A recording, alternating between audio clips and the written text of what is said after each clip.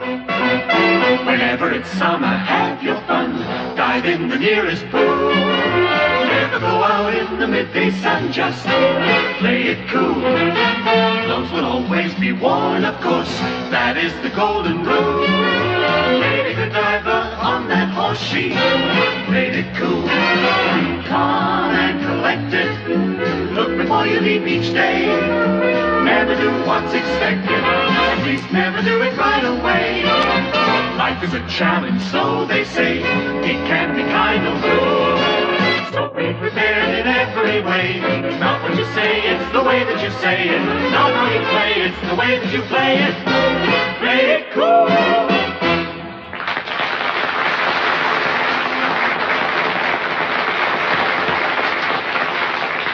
How do you do? My name is neither here nor there, really. Well, as a matter of fact, it's Carmichael. Ian Carmichael, actually. Or, to be more precise, Ian L. Carmichael. Why the L? Well, why the L not? Anyway, it is my pleasure to welcome you to the show and to provide a few brief program notes as to what to expect. Well, I describe the show as a sort of, well, I suppose you'd say it's nondescript, really. If it's nondescript, don't say it. All right, I won't.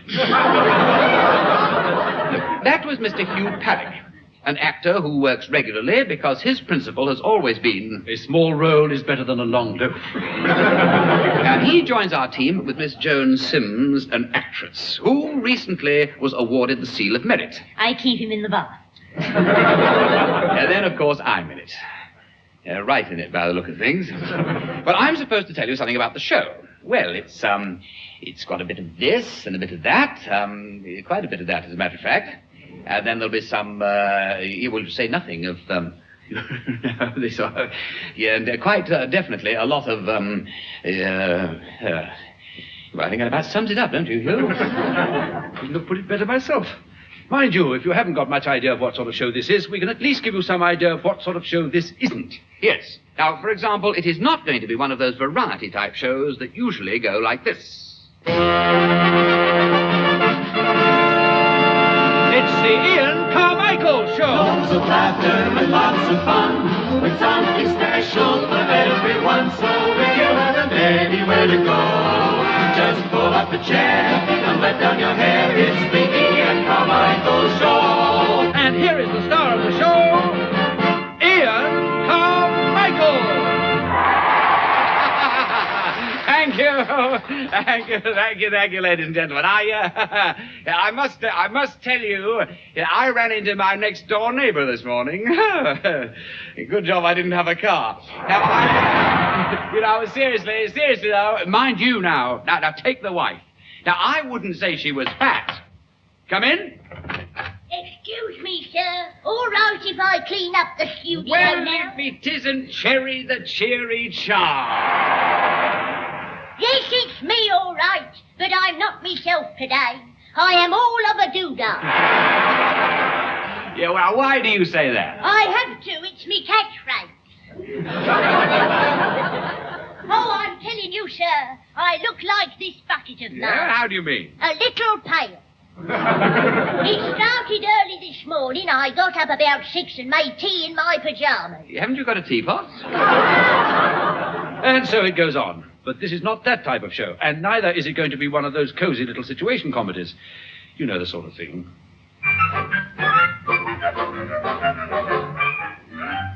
We present The Marriage Lark.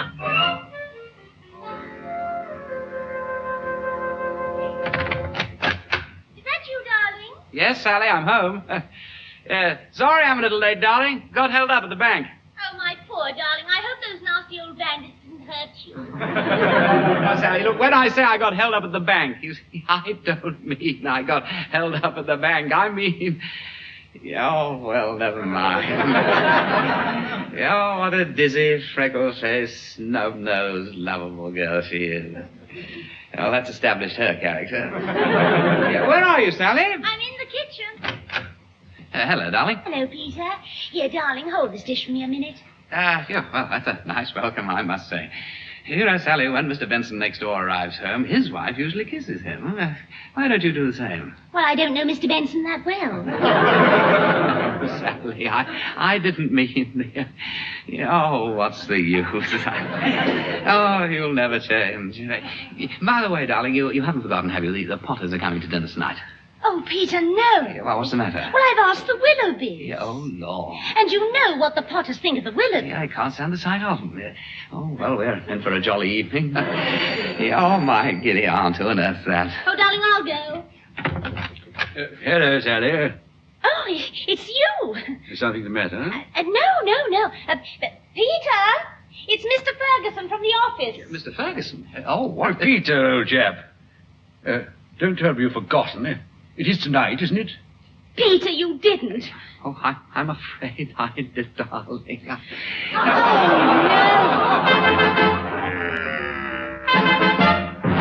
And here is something else we are definitely not going to be.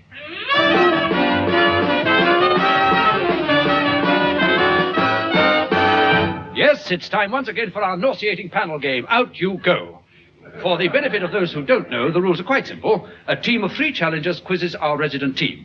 If they can answer before you hear this sound, it's bonus points. But when you hear this, it means the 2 teams change places unless the red light has come on, and then the treasure jackpot is open. Now, this means one of 2 things. You can either do a forfeit, set by our celebrity guest, or choose the key to the box. But when you hear this, then someone has used the mystery word. And the mystery word entitles you to 6 bonus points, or a chance to go in for the lucky dip. Now, if the lucky dip isn't won, you're still in the game, but you get a 2-point handicap. Well, those are the rules.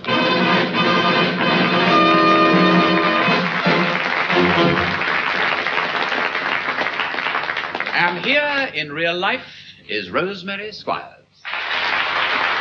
So that someday he may buy me a ring-a-ling-a. I've heard that's where it leads.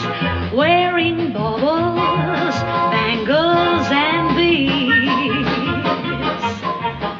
Jingling, jingling, jingling, jingling.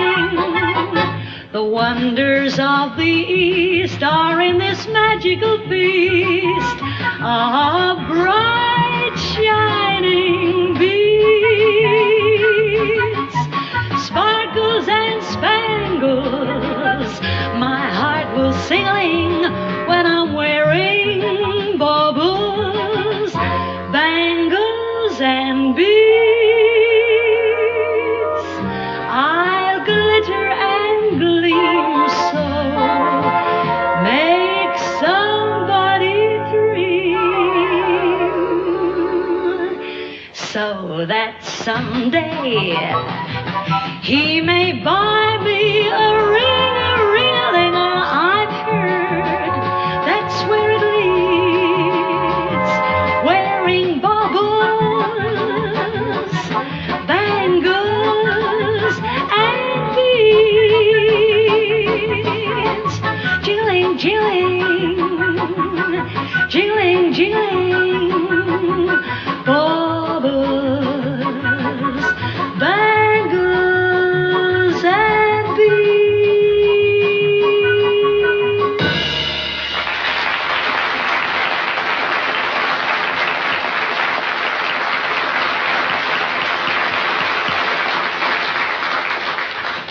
Have you ever noticed how many compares introduce sketches by saying, "Have you ever noticed?" Well, here we go again. Have you ever noticed how some of these film situations are so far removed from real life? Take the boy and girl bit. A discreet corner table in a romantic restaurant, and, well, you know how it goes. Your favorite table? How nice to see you both again. Thank you, Mario. Madame is looking lovelier than ever. Oh, Mario, you flatter her. I have put a bottle of Chateaubriand on ice for you, sir. I'll be back in a moment. Oh, darling, what a lovely idea to come here for our anniversary. The old place hasn't changed much, has it? I always did love it here. No, you still look divine by candlelight. Gregory, listen. Our tune. I know. You asked them to play it, didn't you? Uh-huh. Thank you.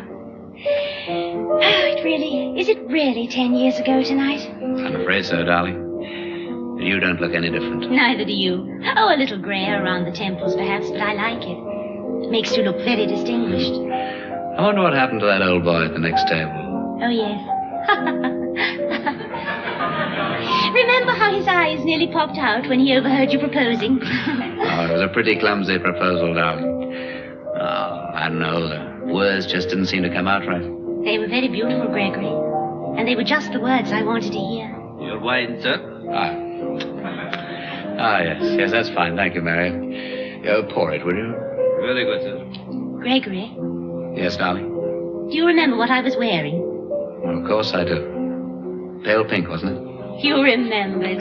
Oh, how I hated getting rid of that dress. Shall we drink a toast? Here's to the next 10 years together. To us. Darling. To us.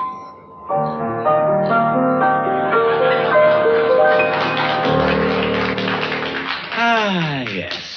Well, in the films, it's all very tender and poignant. But in real life... Good evening, Mario. Table for two, please. Oh, good evening, sir. Hello, you've got a new one with you tonight. Mario, this is my wife. Oh. Evening, madame. Good evening. I preferred the other one. You know, the one with the big Mario. blue eyes. Yes, all right. Well, now, what about that table? Follow me. Oh, it's pitch black in here. I can't see a thing with all these ruddy candles. In your case, dear, that's an advantage. Here we are. Shove up a bit there and let this couple in, will you? Thank you. Ooh, Excuse me. Yeah. Excuse me, thank you. That's it. Now, sir, may I suggest a good wine? How much is it? Look, please. Yes, Mario, whatever you say. Look, dear, after all, this is something of a celebration. Well, what did we want to come to this place for? Don't you remember it? Look, this is where we came 10 years ago. Oh, yes, that's right. And you proposed. Yes. No, I must have been drunk. So this is the same place, eh? That's it. It's gone off a bit, hasn't it? Well, 10 years is a long time. Quite a few things have gone off since then. Look, dear, I'm starving. Why don't you order? Yes, all right. I thought we'd have the same meal as we had then. I don't care as long as it's food. Oh. Mario. You wish to order, sir? Yes, we'll start with the brown Windsor soup. We'll follow that with a steamed cod parsley sauce, then the prunes and custards. Yeah, you can pour the wine now. Very good, sir.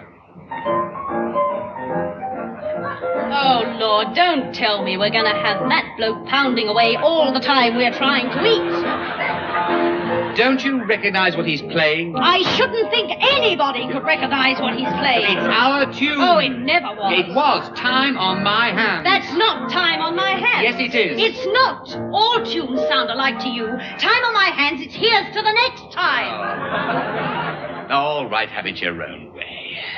Come on, dear. Now, let's have a drink. I'd like to propose a toast. To Cynthia. I'm Edna. I beg your pardon, miss. I'm so sorry. Oh, well, here's to you and me. Oh, look out. Now, you nearly had the drink all over me. God, I've just remembered something else about that night 10 years ago. What? You were wearing a yellow dress with flowers all over it. Yes, yeah, that's right, I remember. Oh, it looked horrible on you. By the way, whatever happened to that dress? I'm still wearing it.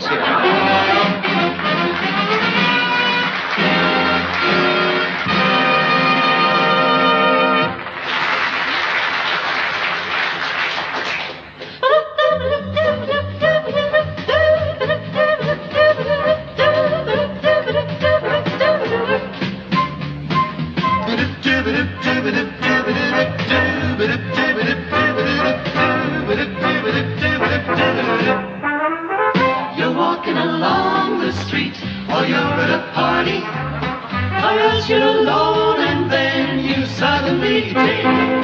You're looking in someone's eyes, you suddenly realize that this could be the start of something big.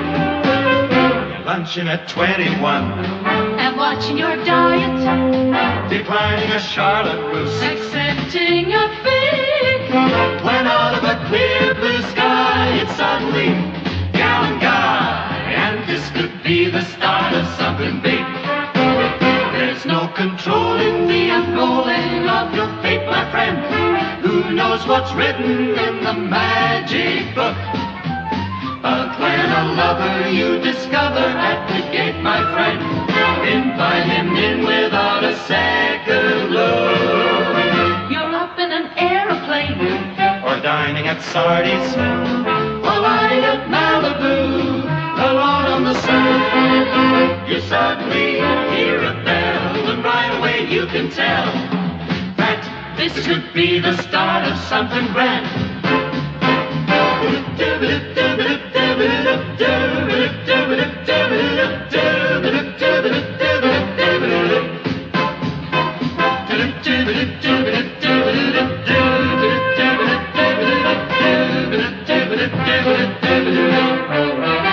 You're doing your income tax, or buying a toothbrush, or hurrying home because the hour is late. then suddenly there you go. The very next thing you know is this could be the start of something great. You're having a snowball fight, or picking up daisies. You're singing a happy tune, or knocking on wood. When all of a sudden you look up, wow, there's someone new. Hey, this could be the start of something good. Your destined lover you'll discover in a frightening flash. So keep your heart awake both night and day. Because the meaning may be fleeting as a lightning flash, And you don't want to let it slip away. You're watching the sun come up, or counting your money, or else in a dim cafe you're ordering wine. And suddenly there she is. You want to be where she is. And this could be the start. This could be the start. This could be the start of something big.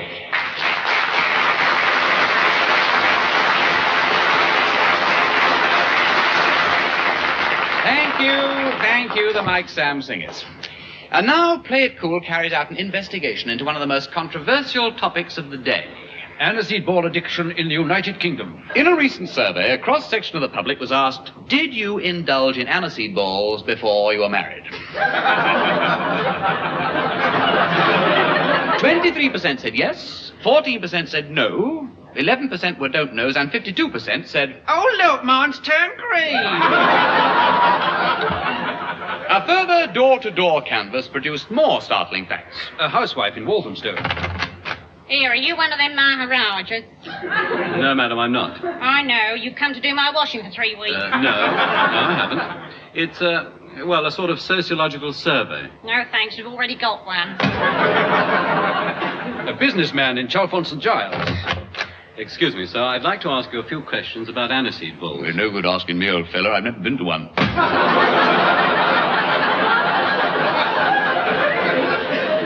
An actress in Chelsea. Good morning, madam. I wonder if you could spare me a few minutes. Oh, but of course, do come in. And we haven't heard from him since. My mum and dad are always sending me out to get aniseed balls. Of course, I have to say they're for me, but I managed to get them all right. And have you ever thought of refusing your parents? Oh, no, I wouldn't do that. Why not? Well, they generally give me a couple of bob to get myself some cigarettes.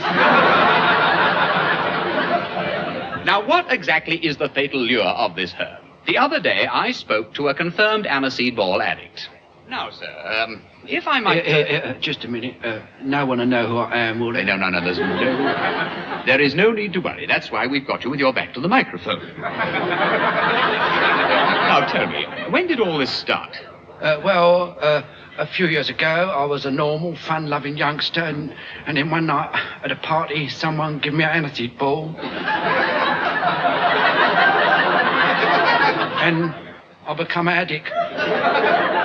Oh, Well, at first I was content with the halfpenny ones.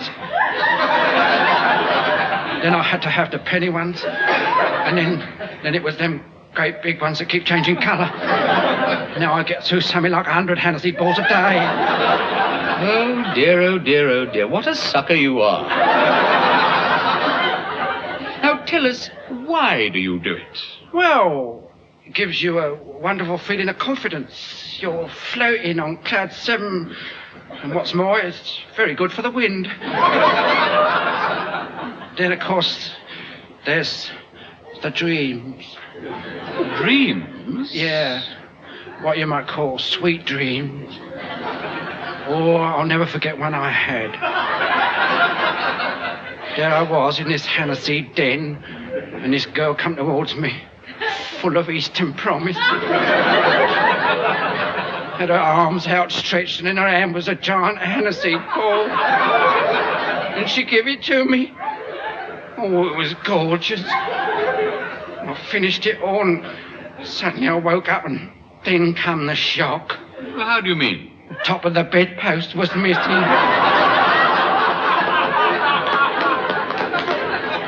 Well, now, just what is being done to help these addicts?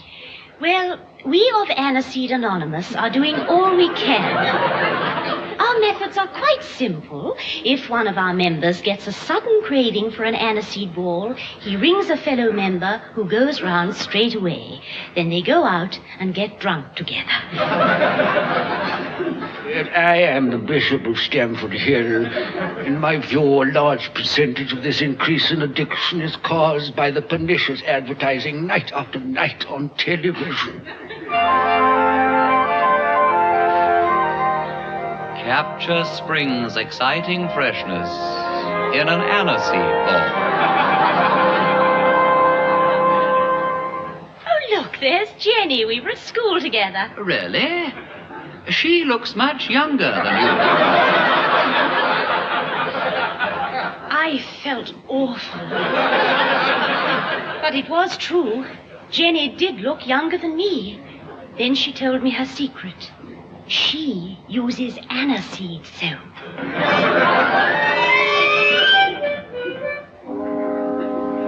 I met Jill on a bus, but she wouldn't come out with me. I thought I'd never get another date with her, and then someone told me. Hey, B. I beg your pardon? Aniseed ball. Now Jill and I go everywhere together. Thanks to aniseed balls.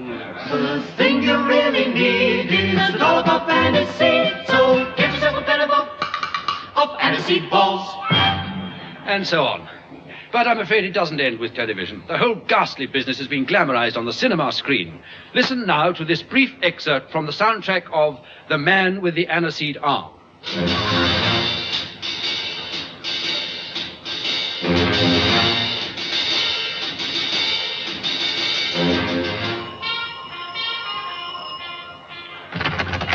Mr. D'Angelo? Yes, me. I'm Johnny Carson. This is Maxine. Hi. I'd like to ask you some questions. What do you want? I'll come straight to the point. We have reason to believe that you're the big man behind the illicit smuggling of aniseed balls into the United States. Prove it. Pretty fancy apartment you got here, Mr. D'Angelo. 8 telephones. So what? I need them for business. Must be a pretty phony business. What's in the suitcase? Samples. Business samples. Yeah. What exactly is your business, D'Angelo? Mothballs. I import them. Are you trying to tell me that's how you make all your money? You can't sell many mothballs in this city. That's where you're wrong, see. I got another little business as well. What's that? Importing moths. Don't believe him, Johnny. His story is full of holes. I'm going to open the case. Oh, no, you don't. Give me that. Now, look here. You don't. No, Johnny! you don't. Johnny, look! Yeah. Mothballs. Now, you satisfied? Come on, Johnny, it's no use. Wait. Let me see one of those. Ah, just as I thought. A coating of icing sugar and underneath. No. Is it, Johnny? Yeah. An aniseed ball.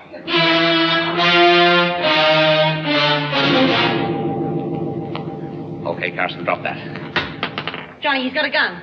Okay, you two over there. So you are the big man. Tell me, D'Angelo, how do you peddle them across the border? On a bicycle. You won't get away with it. Okay, D'Angelo, drop that gun. Lieutenant Marvin, Aniseed Squad. We heard everything. Even that terrible one about the phony business? I'm afraid so. Take him down to headquarters for questioning. I refuse to say anything till I've taken a shower, see? Then I'll come clean. Take him away. Well done, Carson. You helped us lick the Aniseed Bowl racket. Johnny. Maxine.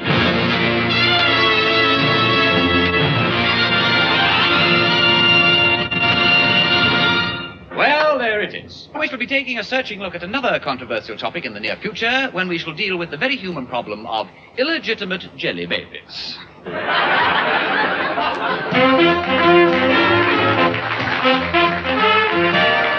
That was Play It Cool, another sort of radio show which involved Ian Carmichael, Joan Sims, and Hugh Paddick. The cool music was provided by Rosemary Squires and the Mike Sam Singers, who were accompanied by the Ken Horne Orchestra. The script was by Erick Merriman, and the show was produced by John Simmons.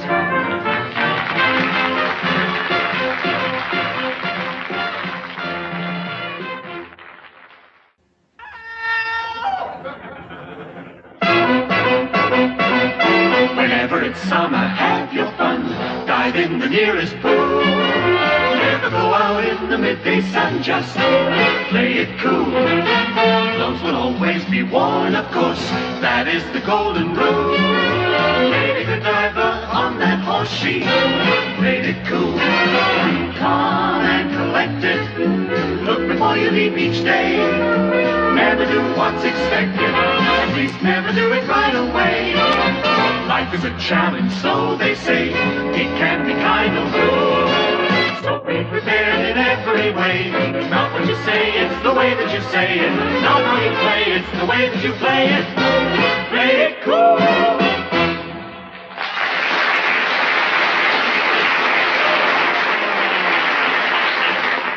How do you do?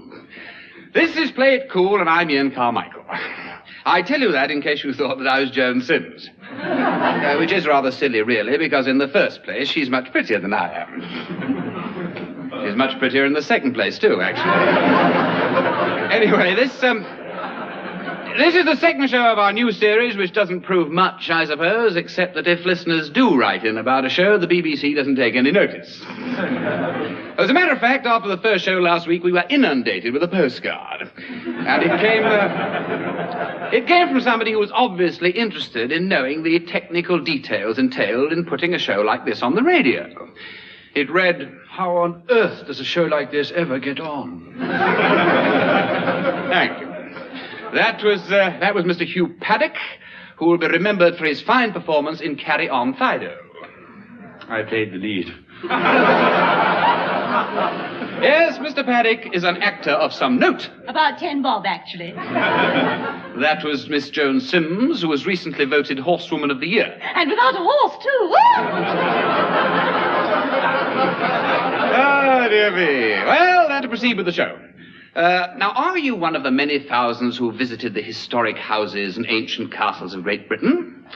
Well, we heard of one couple, Herbert and Ethel Fitch, actually, who didn't see any good reason why they shouldn't throw open their modest little semi-detached in Acton. So, on behalf of the BBC, I went along and was met at the gate by the owner himself.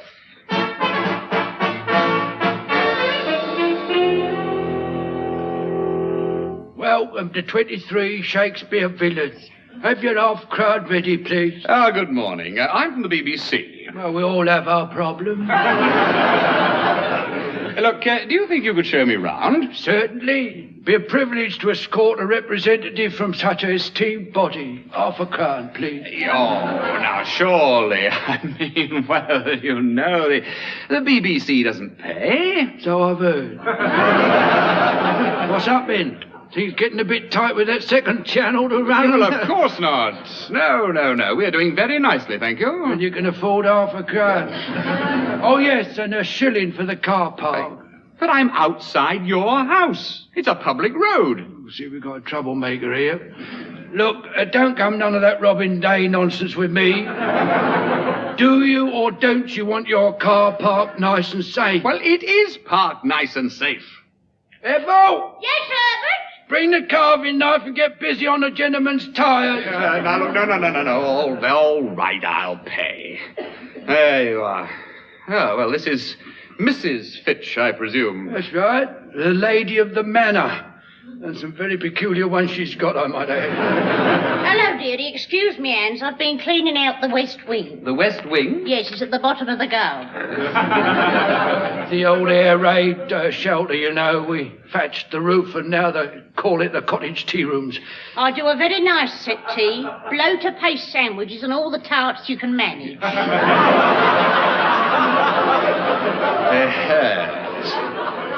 Very nice, I'm sure. Yes, well, here's the 2 and 6 entrance fee, plus a shilling for the car park. Thank you, sir. Oh, by the way, it's extra if you want to see the armoury. The armoury? Full of interesting exhibits. Oh, really? Such as? Well, there's a bit of an incendiary bomb, a lump of shrapnel, and my old ARP uniform. We did have a tin hat as well, but we found a use for that in the spare room. Yeah, I see. Very novel ashtray it makes. Well, follow me, sir, and we'll give you the conducted tour. And how much extra is that? Oh, my goodness, we don't charge for that. All part of the service. Of course, at the end of the tour, my left hand whips out a bit surreptitious palm upwards, you know. Yes, all right, point taken. You know, Mr. Fitch, looking round this place, there doesn't seem to be anything really ancient. You haven't seen the plumbing. No, what I mean is, well, you see, the public expects a place to reek with historic atmosphere.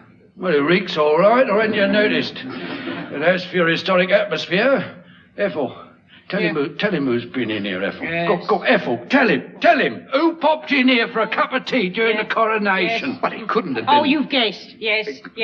Richard Dimplepeak himself. Came in here, he did. Really? And in that refined BBC voice, he said, "My feet are killing me," he said. Just look at them. Didn't he? Just look at them, said yes? very well. I've got bunions like a bunch of globe artichokes. So he sat down there. Look, there in that very chair. You mean this one where the springs bust? That's the one. See, the plaque? Richard Dimplepeak sat here. Yeah. Didn't he? Yes. Yes. Anyhow, Made this quite is an our... impression, hasn't he? No, where you are now. Anyhow, as I was saying, this is our baronial hall. That's a very interesting barometer there. The wood come from an old pirate ship. Oh, really? Well, that is interesting. Just a minute. It says here, a present from Margate. Hey? Oh, yes. Well, I mean, that's where the pirates stole it from. Let's go upstairs, shall we? Now, this really is an ancient old staircase. Note the woodworm and them dirty cracks all down the wall. Yes, I've just been reading some of them. Now, over here is the blue room. Oh, yes, very nice.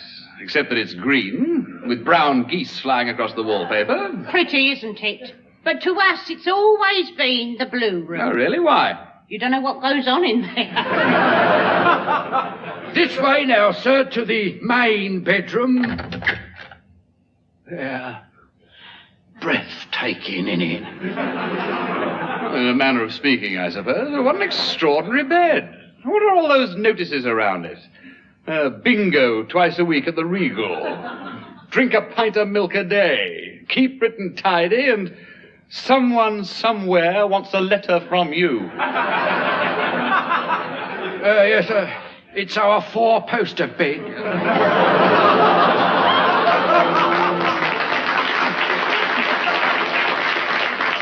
There's a legend attached to that bed, you know. I'll bet there is. You've heard of Nell Gwynn? Oh, no. Now, you're not going to tell me that Nell Gwynn slept in it. Not very much, no.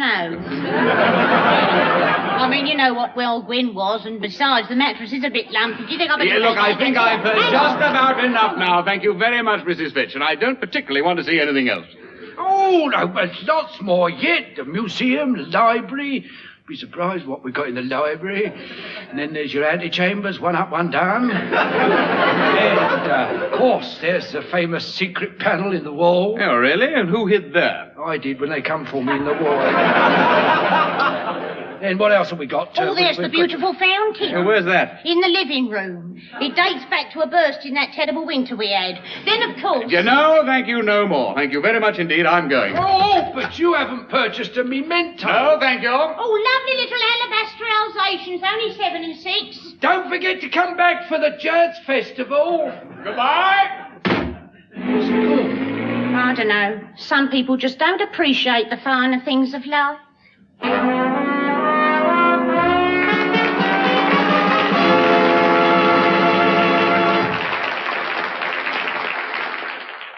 A very charming member of the opposite blank. Yes, I'm sorry about that, but the producer wouldn't let me say sex. He said it wouldn't be very NICE in front of the KIDS. You know, it's funny, this business of censorship, really. Recently, the Lord Chamberlain ordered cuts to be made in a play that had already been running for about a year. It wouldn't surprise us if he now had a look at the mousetrap. There's another case which you may not have heard about. A new thriller called The Missing Necklace. Listen now to a short excerpt from the original play. Well, Caldecott, you've heard the accusations. What were you doing in my house last night? All right, Lord Dilwater, leave this to me. Mr. Caldecott doesn't seem to be able to answer that question. Very well, then. Why were you loitering around Hampstead Heath last night? I was trying to get a taxi. I lost my way through the filthy yellow fog. It didn't prevent us seeing you, Caldecott. Now, Lady Dilwater, try to remember exactly what happened in detail, please. Well, I'd been smoking in bed. I'm afraid it's a bad habit of mine. The coughing kept me awake, and then I heard a drip coming from the kitchen. So, you came downstairs to turn it off and saw a figure leaving by the French windows. Well, it wasn't me. It's true I have been here before to see Caroline. I admit I find her attractive. Yes. But not as attractive as the Dilwater emeralds. Lord Dilwater, was your wife wearing the necklace? What, in a long flannel night dress? Oh, then the necklace was somewhere in the house. Where do you put it as a rule, Lady Dilwater? When I'm not wearing it, I usually keep it in a silver cigarette box. Mr. Caldecott, I suggest you were in this house last night. Prove it. What was I wearing? I've already been given an accurate description. One thing I don't understand, Lord Dilwater. You say there have been signs of a struggle. Had anything been knocked over? 2 vases and the lid off the coal scuttle. Ah. Then the intruder made off through the French windows. But he couldn't have gone out that way. Why not? When they open, who locks up at night? Well, I usually do, and sometimes you do, my dear. Oh, but last night the doors weren't locked and a heavily insured necklace was stolen. You don't seem to be upset, Lady Dilwater. Well, I'm fully covered. But frankly, I don't see what all this is about. I think you do, Lady Dilwater. You arranged for your own necklace to be stolen. And by whom? Your lover, Mr. Caldecott. It wasn't me. Tell the truth, Caroline. I'm not the only one, am I?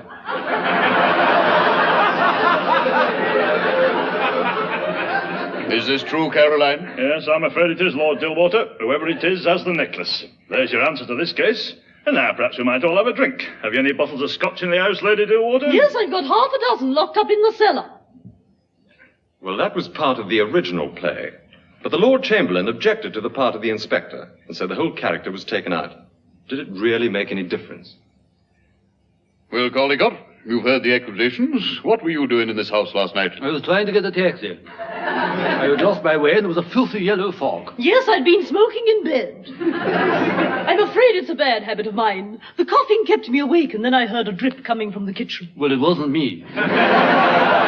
It's true I have been here before to see Caroline. I admit I find her attractive. What, in a long flannel night dress? When I'm not wearing it, I usually keep it in a silver cigarette box.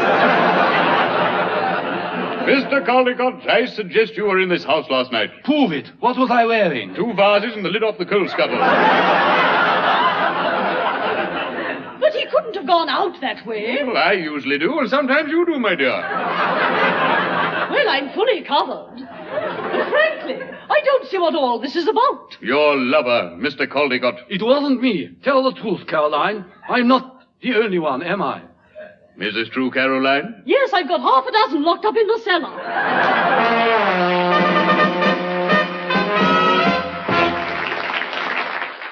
Give it to me, amazing how many playwrights take the world of big business as a background to the emotional dramas their characters portray. Play It Cool, therefore, decided to offer you its own expose of the personal life of a tycoon. Ladies and gentlemen, we present Cheapside Story.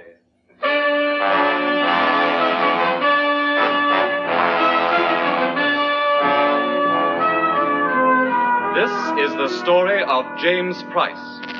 You may have heard of me. I'm one of the stock exchange prices. He was a financial wizard with the luck of a Midas. Everything he touched turned to gold. He even had a golden secretary. James Price controlled his empire from a palatial office block in Cheapside. All right, Waterhouse. Clinch the deal at $5 million. Bye. Hello? Yeah, Briggs. Now, do you accept my offer of $3 million? Right, I'll send you a postal order straight away.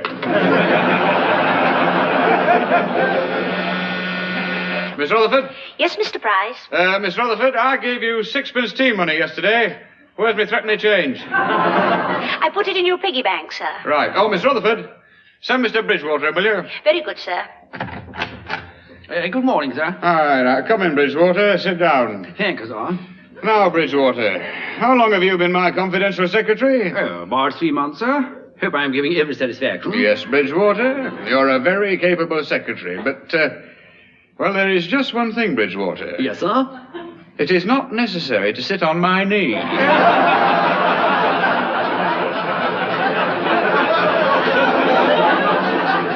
Just get off it, would you? There's a good chap. Thank you very much. Now, did you see this in the Financial Gazette this morning? Here you are, look. Associated yachts are going out of business. I'm not surprised, sir. Their sales have been dropping off for a long time. Well, I think I'll put in a takeover bid for that firm. Send the usual letter, would you? You know, James Price requests the pleasure of your company. Very good, sir. And by the way, sir, that check from the rubber people keeps bouncing. Well, I'll put it in the hands of my solicitor, Mr. Truefit. Yes, sir. Miss Rutherford, do you know Truefit's number? Yes, sir. 1876009. Good grief, is he inside again? Oh, well, never mind. Oh, Mr. Price, there's a lady on the phone for you. A Mrs. Price. Oh, put her on, would you? Hello? Mrs. Price? Oh, what a strange coincidence. We have the same name. I know, I'm your wife. Oh, that Mrs. Price. Oh, you're extra. Oh, Deirdre, how are you? Seems ages since I saw you. You saw me this morning. As a matter of fact, you even spoke to me. Oh, did I? What did I say? You said, pass the marmalade. Don't you remember? Now, look, Deirdre, you know I'm so involved in business affairs. It's not that I don't notice you about the house. It's just that I don't realize you're there. Oh, you don't have to explain. I know only too well that you put business first and I'm just a second fiddle. James,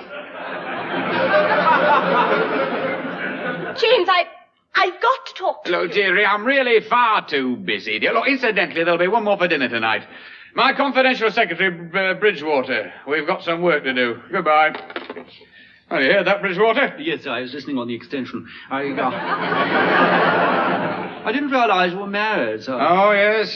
She's the second Mrs. Price, actually.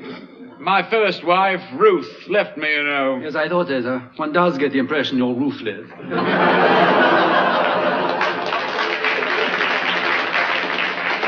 Bridgewater, I am the chairman of this company, am I not? Yes, sir. And you are one of my employees, are you not? Yes, sir. Then kindly remember, Bridgewater, that I do the funny lines. Now jump to it. I want those market reports ready this evening. Yes, sir. Miss Rutherford, order the rolls, will you? I'm starving.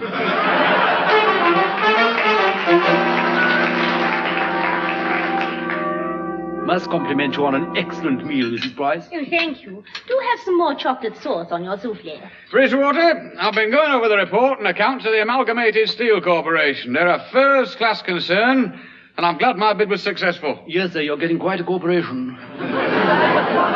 James, can't you ever forget work? Morning, noon, and night, I'm always getting the business. Now, dear. I'm sick and tired of it, I tell you. You treat me as though I were, What a piece of property. A very charming one, if I may say so.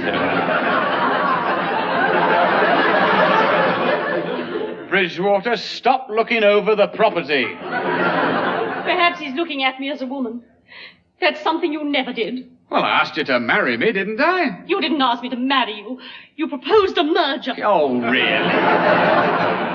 Look, I will not have these private matters discussed in front of my confidential secretary. Look, take it up with me later. When, James, when? No, I don't know. Make an appointment. Oh, now stop! Mrs. Price, please, not the chocolate sauce. Oh! Sir, you've got it all over your face. Oh, I wish your business associates could see you now. Mr. James Price, the chocolate-colored tycoon.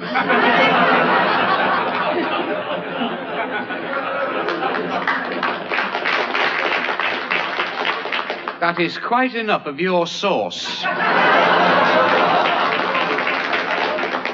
I am now going off to get cleaned up.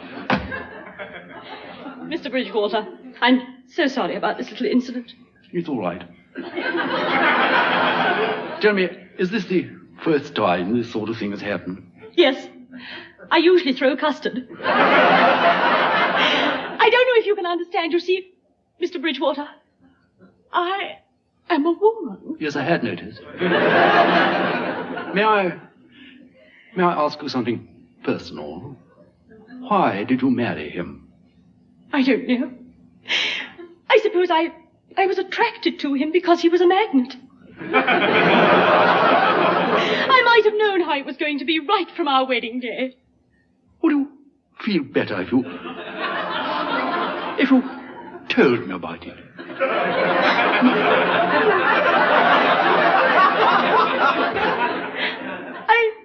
I wore a sweet little gown trimmed with gold. Didn't he say you looked beautiful? No. He said I was a gilt-edged investment. Oh, please don't cry. Sure. Put your head on my shoulder. Oh, I'm sorry. Oh, look, I'm afraid my tears have wet your shirt.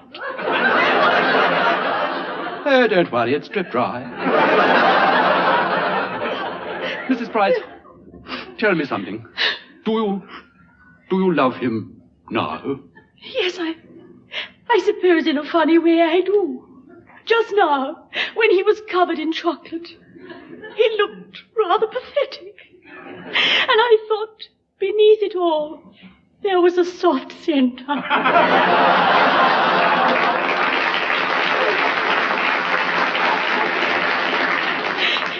if only he'd tried to...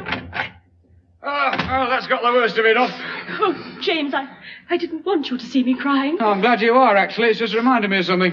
Bridgewater, get out that report on associated handkerchiefs, would you? Mr. Price, how could you at a time like this? I refuse. You what, Bridgewater? I said I refuse. Now sit down and listen. It's about time you had a report on your own affairs. But you... Don't butt in. You're going to hear what I have to say. You have no heart. You just have a ticker tape. You're so wrapped up in your own business that you're losing the most precious asset you've got. The woman who loves you. The woman who'd do anything for you. The woman you don't even know exists.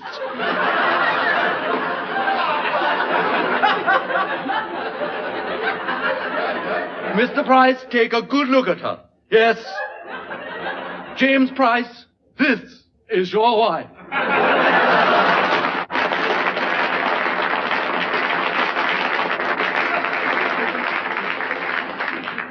Deirdre.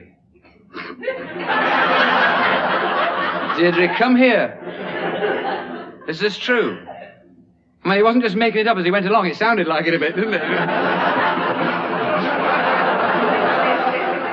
Deirdre, do you love me? Yes, James, I do. Ah, what a selfish, arrogant, egotistical, pompous old fool I am. Yeah. Look, belt up. Deirdre, is it too late? Can we make a fresh start together? We can try.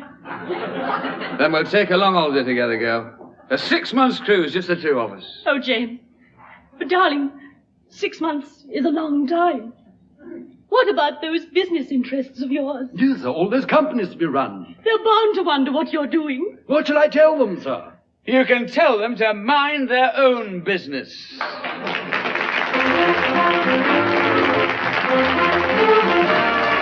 That was Play Cool, another sort of radio show which involved Ian Carmichael, Joan Sims, Hugh Paddick, and Anthony Sager. The cool music was provided by Rosemary Squires and the Mike Sam Singers, who were accompanied by the Ken Thorne Orchestra. The script was by Erick Merriman, and the show was produced by Joan Sims.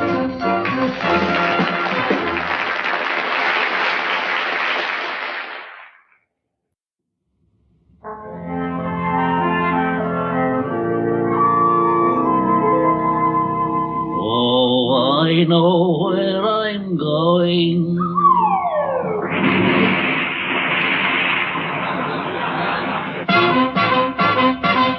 Whenever it's summer, have your fun. Dive in the nearest pool. Never go out in the midday sun, just play it cool. Clothes will always be worn, of course. That is the golden rule. Lady good diver on that horse, she played it cool. Be calm and collected. Look before you leave each day. Never do what's expected. At least never do it right away. Life is a challenge, so they say. It can be kind of cruel. So be prepared in every way. Not what you say, it's the way that you say it. Not how you play it, the way that you play it. Play it cool.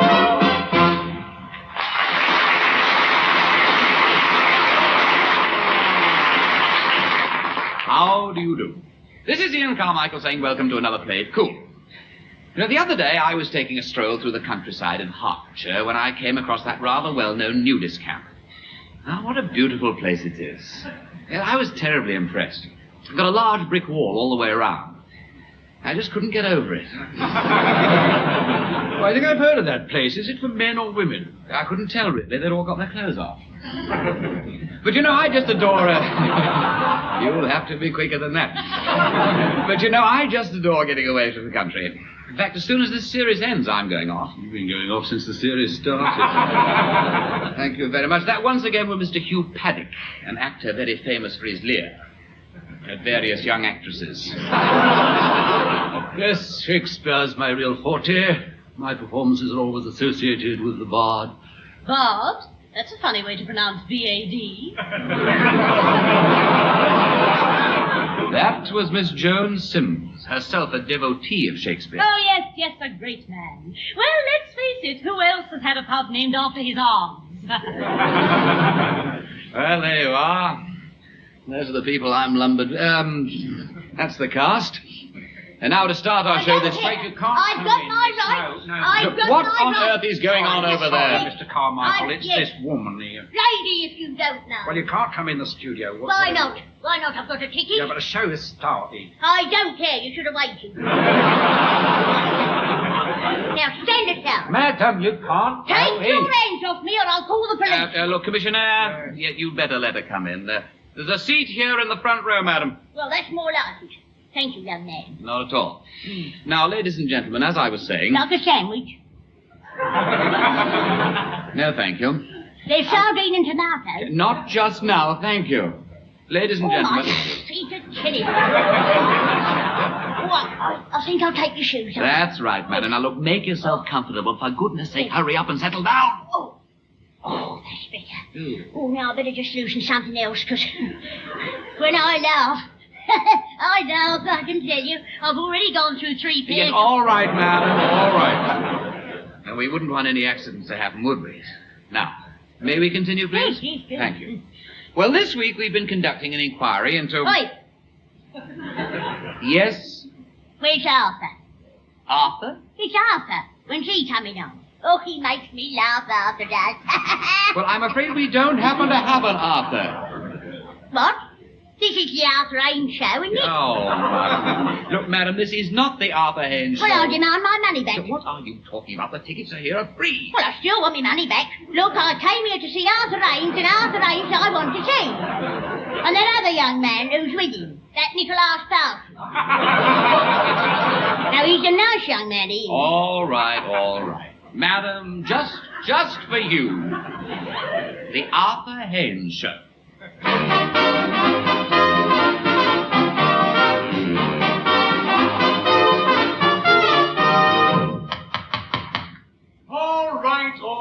All right, I'm coming. Yes, what on earth is it? Your name Parsons, mate. My name is Parsons, yes? Oh, good, then. This is the right house. I say we've got the right house, Irish. That we have. It's a right house, all right, so it is. It's a right house, all right. Yeah, well, that's good. We got the right house, then. Look, how long have I got to stand out here at the front door? Ah, you're quite right, mate. It is a bit parky. Let's go inside. My good sir, it happens to be 2 o'clock in the morning. Yes, that's right, mate. I know that's right, because we heard Big Ben striking, didn't we? I say we heard Big Ben striking, didn't we? Yes, we did. We heard Big Ben striking, so we did. So we did, yes. Well, I suppose you better come in for a minute. Oh, nice place you got here, mate. It's a very nice place. It must be worth a few bob. Now, please, it is very late. What do you want? We come in answer to your advert. What? Yeah, advert, that's right. Well, you said you was looking for companions to share a villa in the south of France this year. You have dragged me out of bed at 2 o'clock in the morning about that? Well, we're very keen, ain't we, Irish? Yes, we are. I mean, him and me, we've never been to your Captain Tibby's, and we thought we'd be out with you out, too. So we're here, mate. Get out of my house! No, that's no way to act towards a couple of mates willing to share a villa with you. I wouldn't have 2 filthy, dirty old tramps like you within 100 miles of my villa. Now get out of my living room, out of my house, and out of my sight. Do you hear me? Get out! Get out! Get out! Did you hear that, Irish? I heard that all right. He called us a filthy, dirty tramps. That's what he did. I heard that all right. Oh, well, you're a witness, then. Oh, I am, yes. I'm a witness, all right, so What I am, are yes. you talking about? Slander, mate, slander. That's what we're talking about, slander. That statement cost you a pretty packet, I can tell you. I mean, you can't go around calling people filthy, dirty old tramps, you know. I mean, just because we are filthy, dirty old tramps, it don't give you... Look, all right, now, forgive me. I am a bit overwrought. Yeah. Let me put it this way. You're not quite the types I'm looking for. Oh, so that's it, is it? The old class bit, is it? Not at all. I was in the war, mate. Oh. See me medals, mate? I didn't get them for nothing, mate. What did you do in the war, mate, eh? If you must know, I happen to be a squadron leader, fighter command, DFC. Well, there's no need to use that sort of language, mate. I mean, I asked you a perfectly civil question. Now, please, my good man. I have got up out of a warm bed. I am standing here in my pajamas. It's cold, I am very tired, and I have to be up early in the morning. Would you please mind leaving now? Not at all, mate, not at all. We was just going, wasn't we, Irish? Yes, we were. We were just going, that's what we were. We were just going. Good. And, no hard feelings about the villa? Oh, no, mate. No, I understand. I mean, if I'd got a villa, I wouldn't want to share it with the likes of you. When are you going? The first 2 weeks of September. Oh, it's a good time, mate. It's a very good time. Well, ta-ra, mate. Goodbye and good luck. Well, we didn't get what we came for, did we? Oh, no, but we will, mate. First 2 weeks of September, you see. Now, you see that window up there? It shouldn't be too hard. Up the drain pipe, along the wall.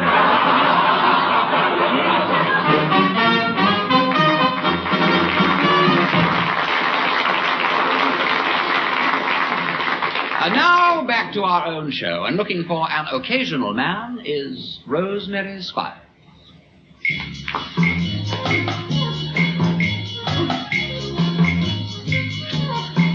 I've got an island in the Pacific, and everything about it is terrific.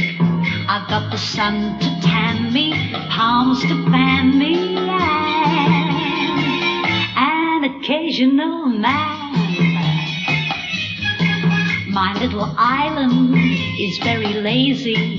If I should ever leave it, I'd be crazy. I've got papayas, peaches, sandy beaches, and an occasional man. When I go swimming, I am always dressed in style, 'cause I go swimming wearing just a great big smile. My little island is such a treasure, and in the cool of evening it's a pleasure. And when the hour grows later, what is greater than an occasional man? When I go swimming, always dressed in style. 'Cause I go swimming, wearing just a great big smile. My little island is such a beauty, you may forget to heed the call of duty. But if you give the slip to your ship, miss your trip, take a tip and blame an occasional dame, an occasional dame.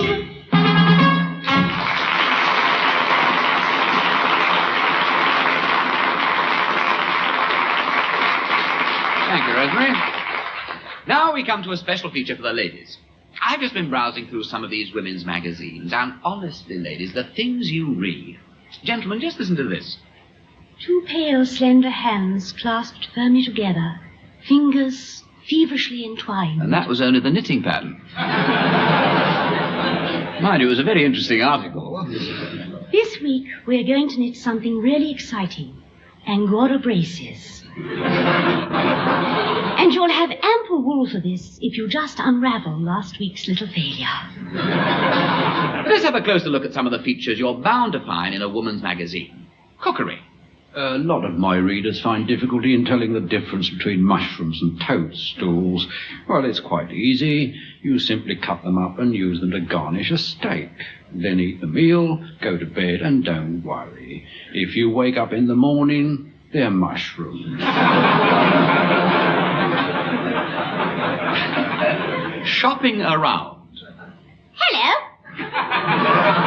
I managed to pick up a very smart little cocktail dress at Tippenham and Peabody's this week. Thank goodness the assistant wasn't looking.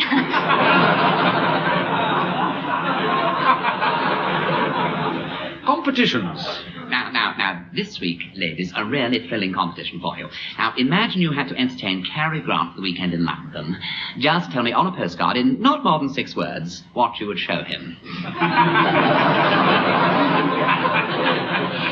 In My Garden by Beverly Wynne.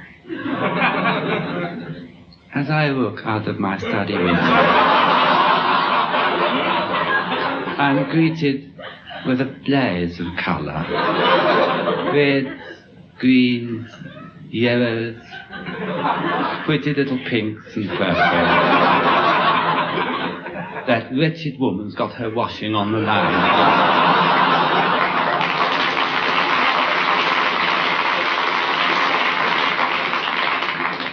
Quizzes. Now, here's a rather amusing little quiz to find out what sort of girl you really are. Now, answer the following questions honestly. 1, do you like men? 2, are you fond of a good time? 3, when you're out with a man, do you offer to pay for yourself? And 4, are you easily swayed? If your answer to all these questions is yes, send me your name and address, would you? Marriage guidance by an ex-Harley Street doctor. We're anxious at Twickenham. This is quite a common problem. When two people have been married as long as you have, that first flush of love undergoes a subtle change.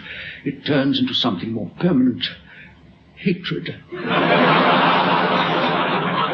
But you don't have to worry, my dear. If you and your husband hate each other as much as you say, then at least you've got something in common. Now, if any of you have any special marital problems, write to me in confidence.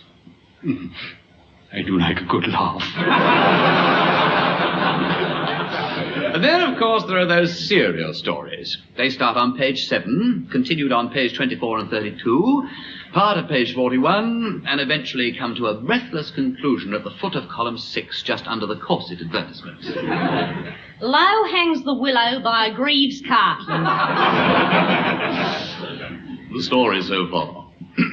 Tall, handsome, bronzed, pipe-smoking Greg Maitland is in love with dark, petite, vivacious, snub-nosed Susan Granger, whose father, distinguished, greying, suave Sir Rodney Granger, has left his wife Helen and is in love with Susan's friend, Slim, attractive, elfin-faced model Virginia Gilmore. Greg's friend, grim, hawk-featured Fred Carter, has been seeing pert, pretty Sally Hinton, whose sister Beth is in love with the Italian brickworker Rossano Pelozzi. Now, it starts to get a bit complicated here. Commander Timothy Purbright thinks that his fiancée, Caroline, has been meeting Count Orsini, but she thinks that Henry Grantham has taken her sister Marjorie to Paris to meet debonair rascal Pierre Dubois. Now read on. Deborah saw Graham going down the road, but once she realized what had happened. Graham had gone down the road. The door of the elegant Belgravia flat burst open, and Alicia came in, her wide blue eyes brimming with tears. Oh, Mark! She murmured with trembling emotion. What's happened to us? Mark moved towards her and took her slender hand in his. Nothing, darling. He said, a faint wisp of a smile crossing his face. Nothing. He whispered with breathless passion as his hands groped round the thin, short silk of her umbrella. Why do you ask? He asked. Deborah uncoiled her legs and lit a cigarette. She inhaled deeply and then... Mark, you're not being very fair to Alicia, are you? She said quizzically. I beg your pardon? He interjected. You know what I mean. Deborah said accusingly. Mark was unaffected. He'd been to a council school. Purposefully, he knocked out his pipe into Deborah's outstretched hand, and taking Alicia in his strong, manly arms, he spoke. Darling, he stammered. I'm so all alone. Wouldn't you? Suddenly, his past swelled up before him. He remembered that he'd been an escaped convict, and for the second time in his life, he didn't finish the sentence. Just then, Deborah leapt up from her armchair. No! She muttered. Who put that drawing pin on my chair? She continued. Was it you, Mark? No. He riposted. Not I. Ejaculated Alicia. Mark ran his fingers through his hair. There was a pencil in his hand, and his face was drawn. Shrieked Alicia.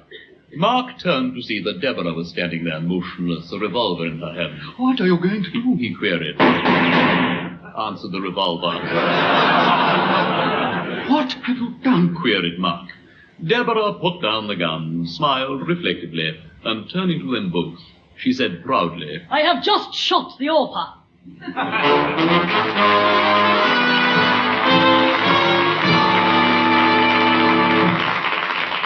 One, two, 1, 2, 3, 4.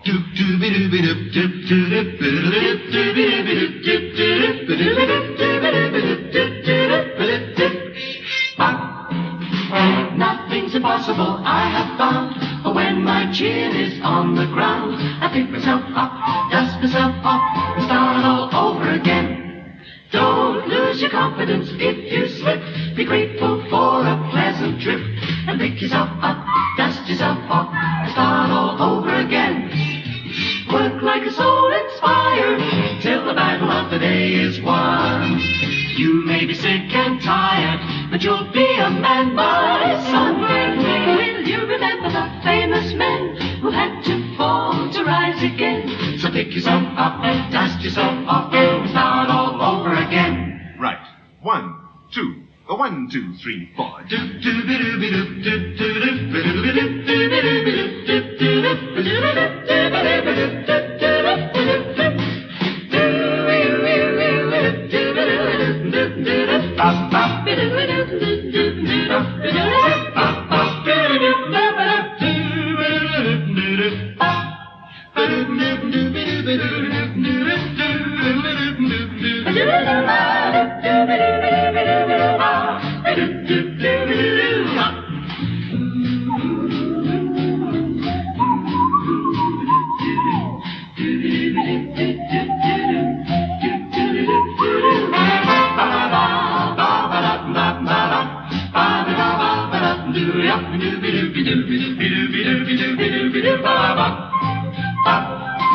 No, nothing's impossible, I have found. But when chin is on the ground. The pick was up, dust myself off, start all over again. Don't you ever lose your confidence if you should slip. Just be very grateful for a heavenly trip.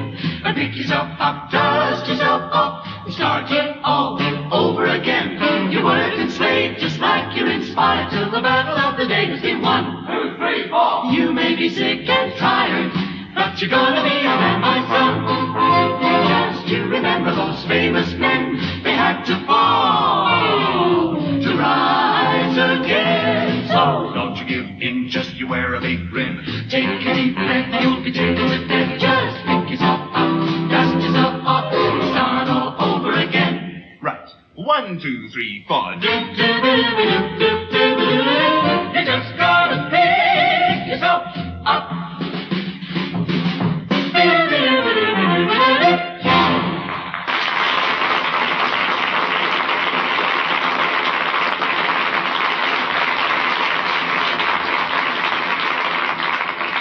Thank you, the Mike Sam Singers. Now let's turn our attention to the world of ballroom dancing and reveal some of the human drama that goes on behind the sequins. We bring you the story of 2 champions who climbed to the top with their own steps. A story entitled Around the Floor in 80 Ways.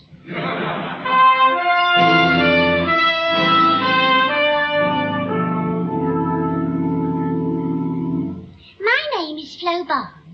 It's a common enough name, but then I'm a common enough girl. Dancing is my life. My story really starts one Saturday night when my girlfriend Else and me went along to the Palais de Dance, Cricklesmith. Yeah, Flo, it's crowded tonight, isn't it? Yes, it's always the same when Victor Salwester is playing. Yeah, that fellow who was here with last time, that Bert, what's he like? Bertie? Oh, he's not much of a dancer, but he sits out very well. Now take your partners for a surprise quick step. The surprise is we're going to play a waltz.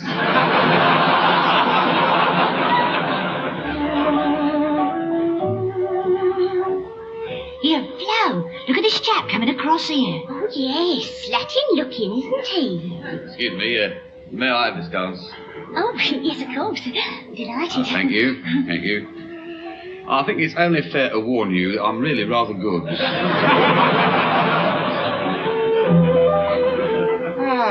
You dance quite well, Miss... Barnes. Flo Barnes. Oh, really? I'm Fred Binks. Are you a professional? No, I'm a garage mechanic, really. But I spend all my spare time dancing. Oh, so do I. I love dancing. It helps you to stand on your own feet. Mr. Binks, I must say you're very immaculate. Not a hair out of place. How do you keep it so smart? Well, I've been under a leaky car all day. Miss Barnes,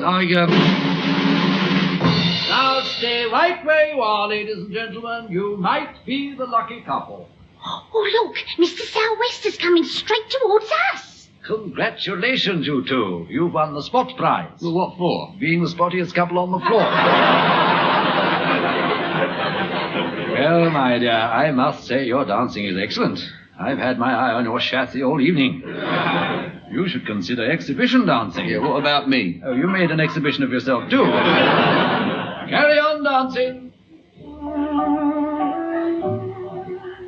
Miss Barnes, I've just had rather an interesting idea. Oh, I'm sorry. I promised to go home with Else. Yeah, no. You misunderstand me. Look, why don't we team up and enter for dancing competitions? Oh, Mr. Binks, what a marvellous idea. Who knows, we might become as famous as Sid Gherkin and Edna Plumfield. Then it's agreed? Yeah. Good. Come on, let's go and make our plans over a cup of cha-cha-cha. Oh, I hope we'll be successful. I'm sure we will, but there's just one thing that worries me. What's that? Who on earth are Sid Gherkin and Edna Plumfield?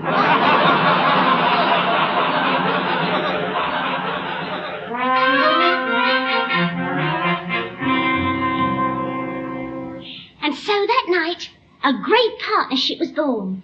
And soon the magic names of Fred Binks and Flo Barnes began to make dancing history. Within a year, we'd won 12 trophies, 6 cups, and a special award for originality in the St. Bernard Wars. Fred wore a barrel round his neck. Then came the most important event of all, the All-England Amateur Ballroom Championship. Oh, I shall never forget that night. Flo, you look beautiful tonight. Thank you, Fred. Do you notice anything different about my hair? Yeah. Here, you combed it. You know, Flo, I've been thinking, couldn't you and I get married? Oh, Flo, can't you see the difference it would make to our lives? You mean... Yes. Instead of having our trophies for 6 months each, we'd both have them all the year round. Oh, Fred. All right, everybody. Everybody get your dancing shoes on. All hands to the pumps. Mr. Bunch, here's your card. You're number 35. Right, all competitors on the floor, please. Come on, Flo. Oh, I shan't be a minute. Hurry up, please. Mr. Southwester is waiting. Oh, dear. Look, Flo. Quick, Flo.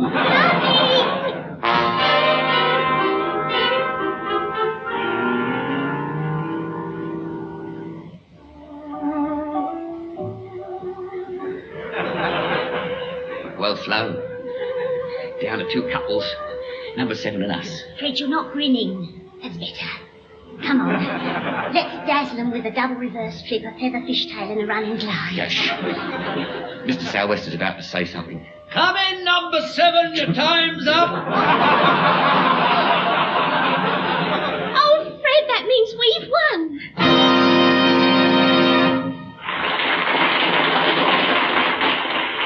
Well done. Oh, it's you. Oh, I say, how pretty you look. Oh, thank you very much. Not you, waltzing Matilda. Miss Barnes, as you know, I run several dancing studios, and as it happens, I have a vacancy at the Potter's Bar studio. Oh, Mr. Southwester, we'd love to. We? I'm afraid there's only room for one. Oh, well, I'll be very pleased to, It's Flo I want, Mr. Binks. Well, my dear? Oh, I couldn't. It would upset Fred. Oh, come now, that's not the attitude. To get on in dancing, one has to tread on a few toes. But you can't split us up. It'd be like coming between Jewel and Morris. Well, Flo? No, I'd like to, but... All right, Flo. That's how you feel. I won't stand in your way. Good. Then you can start on Monday. Well, Fred, it looks as if our partnership is at an end. Yeah. It's over, Flo.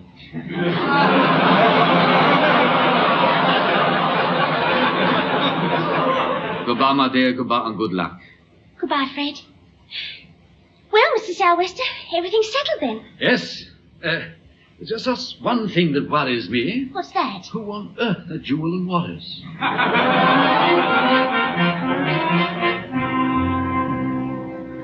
And so I taught dancing for Victor Southwester. But after a while I became restive. Something was wrong. I didn't know what, and then one afternoon... Back together forward. Back together for... Oh, look, do you mind if we sit down? But why? Your feet are killing me. But I protest. I've only had 15 minutes, but I certainly shan't come here again. In future, I shall go to the Arthur Surrey, the Too Good to Hurry school. More trouble, Miss Barnes? Honestly, that's the 10th customer we've lost this week. What's the matter with you? Your feet aren't in your work. I'm sorry. I don't know what it is. It's just that, well, dancing isn't the same somehow.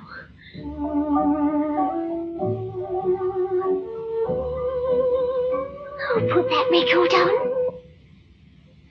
I did. Fred! Oh! Flo, it's been a long time. I know. Well, what have you been doing? Oh, usual round of the dance halls, you know. Keeping up with the Paul Joneses. Oh, Fred, I've missed you. I missed you, Flo. And if you just tuned in, you haven't missed a thing. Flo, life's been so empty without you. It's been torture dancing by myself. Well, you've been my partner again, Flo, for life. Oh, yes, Fred, yes. And so we were reunited. And once more the great team of Fred Binks and Flo Barnes danced again. And today, wherever ballroom dancing is practiced, you will hear people say of them, who on earth are Fred Binks and Flo Barnes? That was Play It Cool, another sort of radio show which involved Ian Carmichael, Joan Sims, Hugh Paddick, and Anthony Sager. The cool music was provided by Rosemary Squires and the Mike Sam Singers, who were accompanied by the Ken Horne Orchestra. The script was by Erick Merriman, and the show was produced by Joan Sims.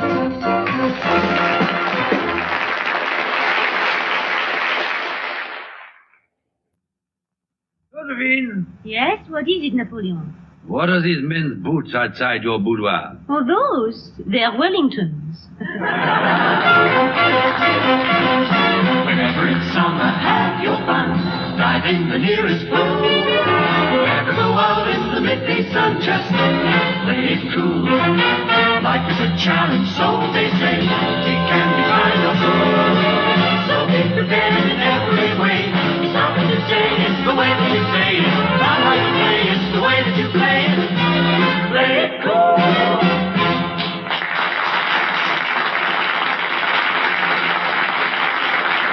How do you do? This is Ian Carmichael again with another edition of Play It Cool. Well, our cast is as usual this week.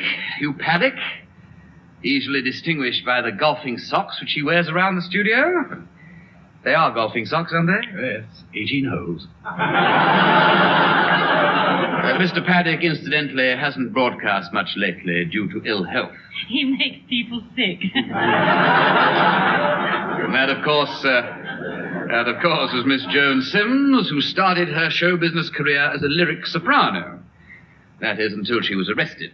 Now I'm much more careful about my choice of lyrics. Well, that's the three of us, and now on with the show. Every year, the film festival is held amid the glamorous and luxurious setting of Cannes, and attracts a host of famous film stars. But why can't they hold the film festival at an English seaside resort? We feel sure that the big screen celebrities will enjoy themselves equally well at Mrs. Sprocket's boarding house.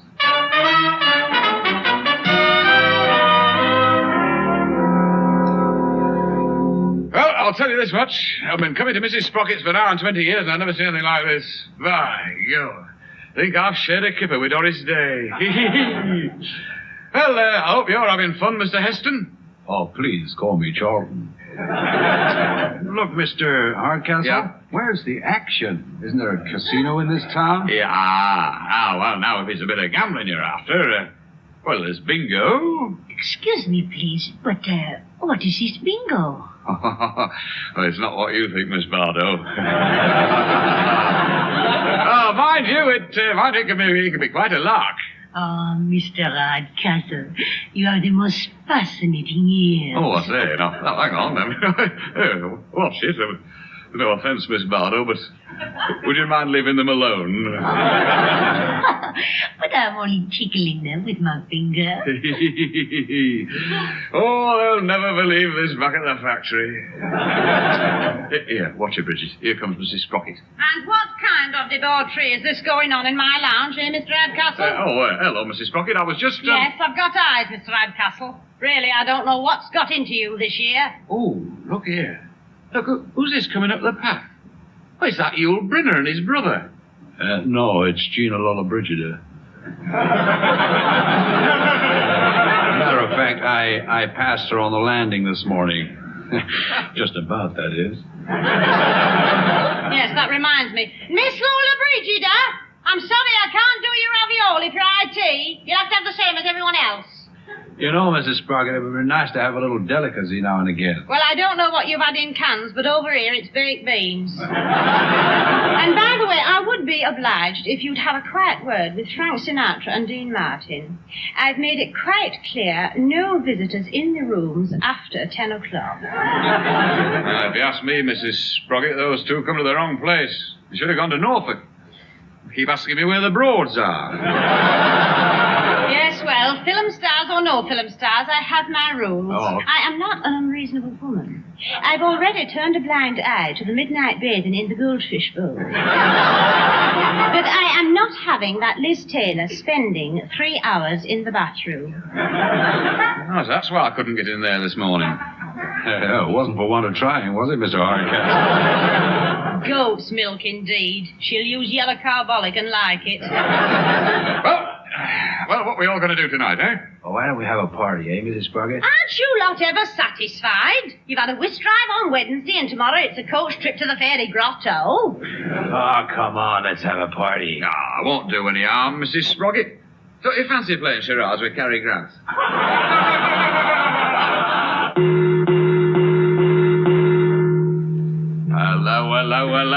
Hello. Not time for IT yet, is it? Oh, who's that playing around? Leave that gong alone, Mr. Rank, and kindly go and get some clothes off.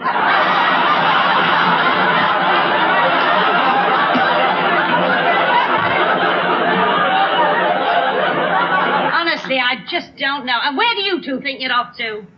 I'm going upstairs with Mr. Hardcat. Ah, that's right. I've promised to give Bridget a stick of rock.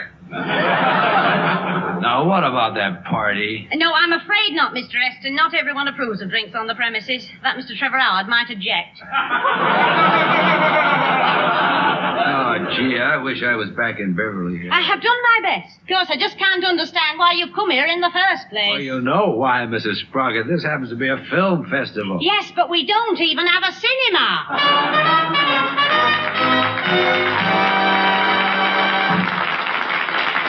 Our theme of film festivals, it's always interesting to observe how differently the various countries approach the subject of their films.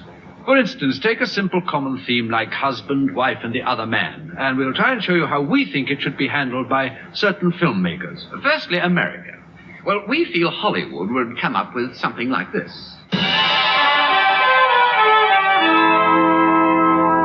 My two husbands.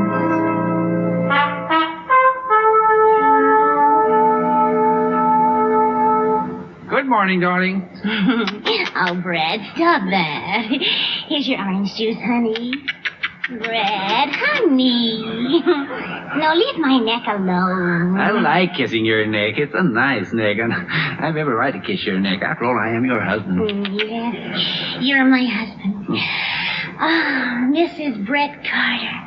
I still can't get used to it. Been a whole week now, Julie. No, honey. 1 week, 2 days, and 13 hours. Happy? Oh, Brad. I've never been so happy. Darling, is it right that one person should be so happy? Come here, Julie. No, Brad, no, not now, darling. Don't answer it, honey. Brad. They'll go away. Brad, let me go. It's the door. Okay, but hurry back. May not survive without you. Okay. Paul. Hello, Julie. Paul, I don't know what to say. Well, you could say come in. Oh, yeah, of course. Ah, just good to see you again, Julie. Paul, I thought... Yeah, I know, Julie, I know. You thought I was... But I just can't believe it. On the boat, on our honeymoon cruise, you fell into the water. I saw you fall. Yeah, well, it's a long story, Julie. I managed to swim to an island. I lived there for 3 months, and then... what does it matter? I'm here. That's all that matters. Oh, Julie, gosh, I missed you. No, Paul. No, you mustn't. What, Julie? There's something wrong, isn't there? Who is it, honey? Brad, you'd better come on out here. You didn't waste much time, did you? Paul, you must understand. I thought you were... Well, introduce us, honey. Paul, this is my husband, Brett. Brett, this is my husband, Paul. What are you saying, Julie? You can't have two husbands. This is America, remember? Brett, I know it's not easy, but you've got to understand. I thought Paul was... I'm beginning to think it would be better if I was. Don't say that, Paul. Okay, so this guy was your husband, but I'm your husband now. Julie, you're my wife. She is my wife, too. Divorce her. I married her first. You divorce her. Stop it, you...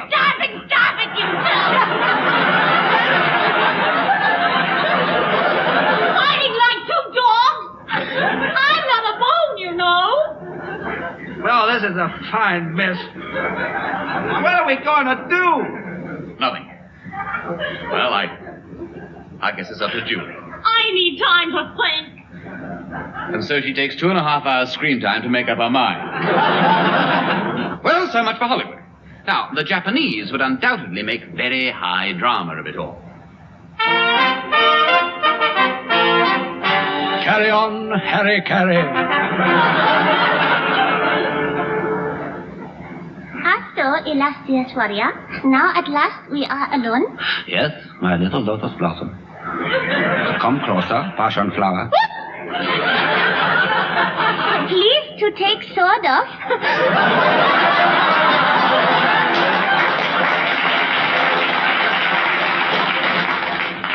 Also, humble apologies. Oh, scented jasmine bud. Granted, honorable lover. It is long time since we were together. Also, many months have passed on Japanese calendar. August, July, June, May, April, March, February, January. We are wasting precious moments. Come, honorable lover. Time for dishonorable hanky-panky. So. This is what is going on behind my front? It is honorable husband. Yes, little lotus bud. And I find you with lover? I expect him to do honorable things. He would have if you hadn't converted him. No, jasmine petal. I mean, Harry Carey. Have you been seeing him too? No. Oh, please, honorable husband. He says that he loves me truly. Take no notice. He is giving you the Madam Butterfly. What are you going to do? You shall die, dishonorable lover. No, please to put that gun away. Are you ready? 1, 2, 3. Nothing has happened. No, honorable gun does not work. No wonder. Look what it says here. Made in Birmingham.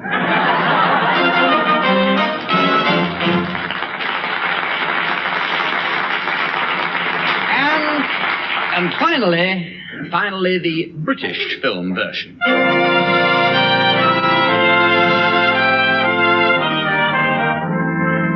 The Gooseberry Summer.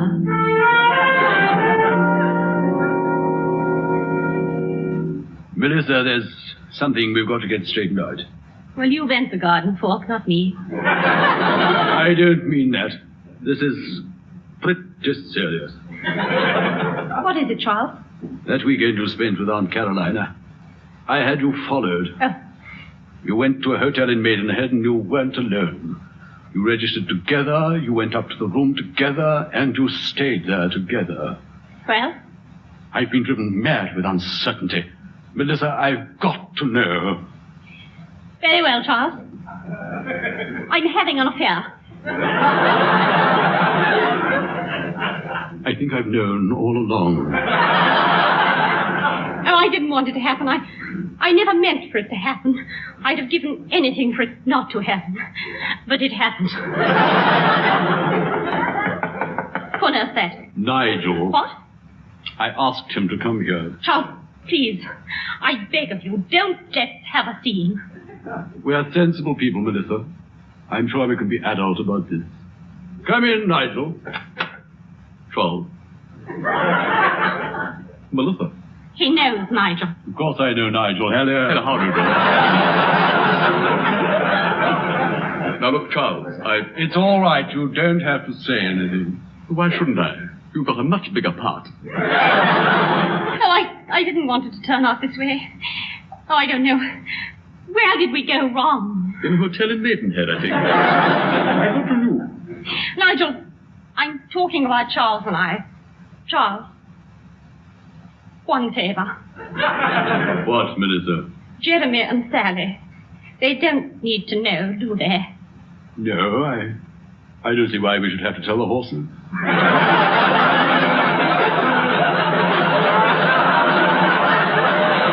But, Melissa, where will you go? That won't be necessary. I am going away. Away? Yes, Melissa, I have decided to become a missionary. I leave tomorrow. Where, Nigel? Swiss Cottage.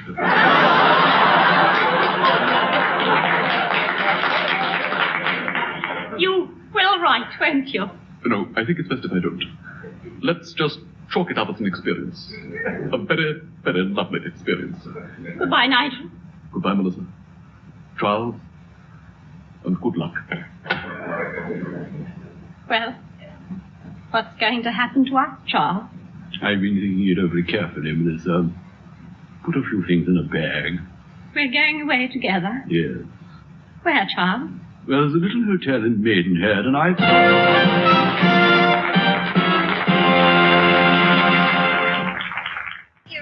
Sam Singers. Now let's turn our attention to the gossy world of the theatre and to some of the real-life drama that goes on backstage. Yes, we take you behind the glitter and glamour of the footlights and into the bitter, ruthless world known as the grease paint jungle.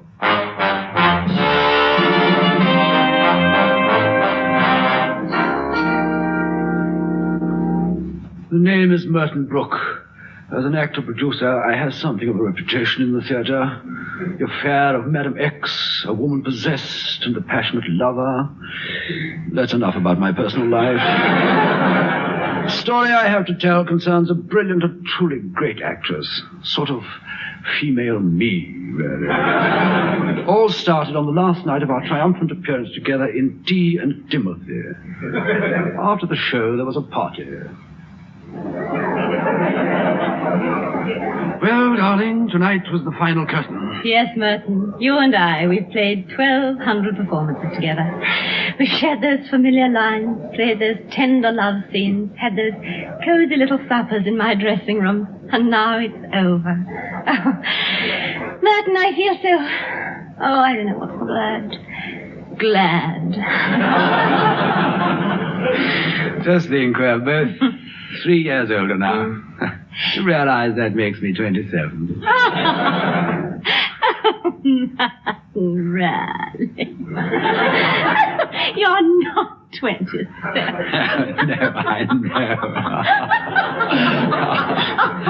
I soon will be there. Well, what next, Merton? Oh, I've got a couple of new plays. One is The Silver Coffee Pot. Any good? Needs a bit of polishing. Yeah, I think we should do that. Hello, darling. I say, who's coming on to my party? Absolutely everyone's going to be there. Sir John, Sir Harry, Sir Rafe, Sir Alec. Oh, no, thanks, sweetie. I get so tired after those all-night parties.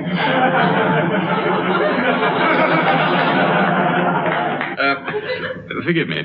Yes? Haven't I seen your name in lights? Aren't you Ulia Arca? The name is Julia Parker.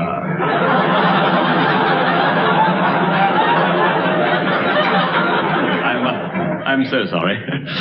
However, may I be permitted to say that it is indeed an honor to be standing close to someone so gifted, so glamorous, and so radiantly beautiful. Well, thank you. Darling, I think he means me. You're very kind, Mr. Courtney, Clive Courtney. It's funny, Miss Parker, but seeing you here and now and in that tight-fitting gown, it's hard to think of you as a straight actress. You know, Clive, somehow you're different from the usual admirers. Well, I'm not the sort of person who becomes infatuated easily. I've only ever been in love with 2 actresses. You and Peggy Mount. Now, look here, young man, what do you do? I'm an actor, Mr. Brooks. Oh, of course, I wouldn't presume to compare myself with you. No. I'm much younger. So you act, Clive. What have you done? Well, my last play was one of those rather nasty, sordid little stories, full of sex and violence. What was it? Noddy gets into trouble. As a matter of fact, I did hear that the chap who played Noddy and the girl who was playing Cuddly Doll... Really? How'd you know? I was big ears. Look, Clive, I'm having a few people down to my place for the weekend. Here's the address. It's a country mansion, 40 acres, riding stable, swimming pool. Nothing ostentatious. I'd love you to come. Thank you, Miss Parker. I shall look forward to that. Goodbye. Goodbye. Julia, be careful. I've seen that look 1,000 times before. He interests me. He's a young, ambitious actor, Julia. He's probably just after a part. Yes, but which part?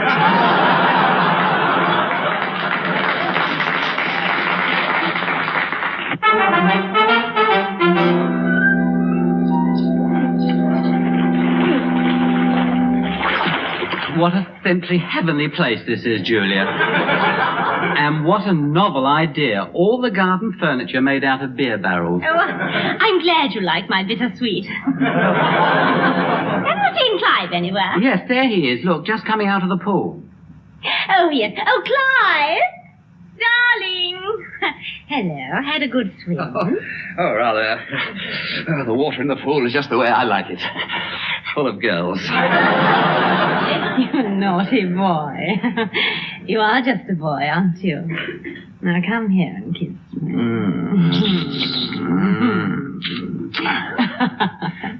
Well, now, Julia, please. Please don't laugh. I can't help it, Clive. Your moustache tickles. Julia, it's no good. I can't keep up this pretense. The truth is, well, last night, those things I said, I was only acting. Oh, Clive. I'm afraid it's true, Julia. You see, I'd do anything to get into the theater. Anything. Anything, Julia.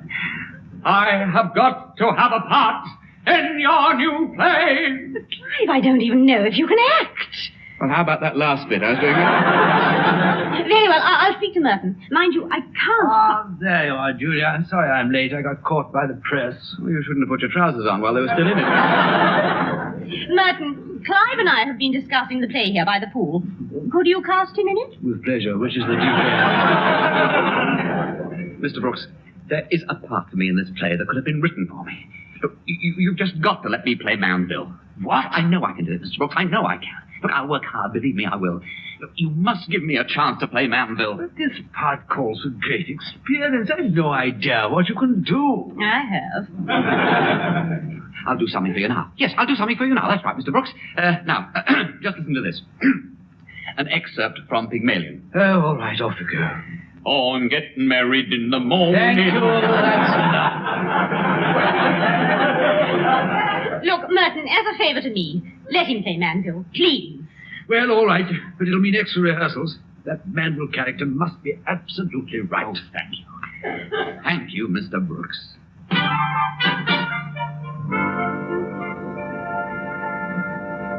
So we went into rehearsal. Weeks of hard work, out-of-town tryouts, and then opening night.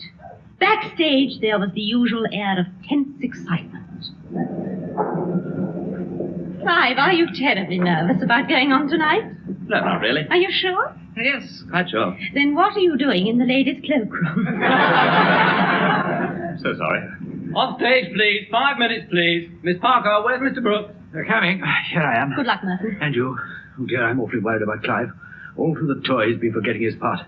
I told you we shouldn't have entrusted him with the Manville Now, part. don't worry. He'll be all right. Stand by. Curtain going up.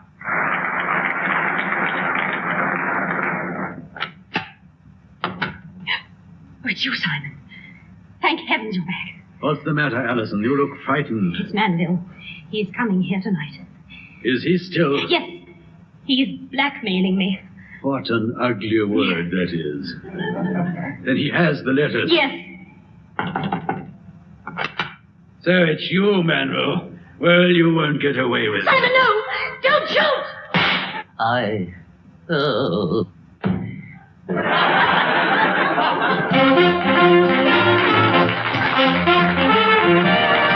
That was Playing Cool, another sort of radio show which involved Ian Carmichael, Joan Sims, and Hugh Paddick. The cool music was provided by Rosemary Squires and the Mike Sam Singers, who were accompanied by the Horne Orchestra. The script was by Erick Merriman, and the show was produced by Joan Sims.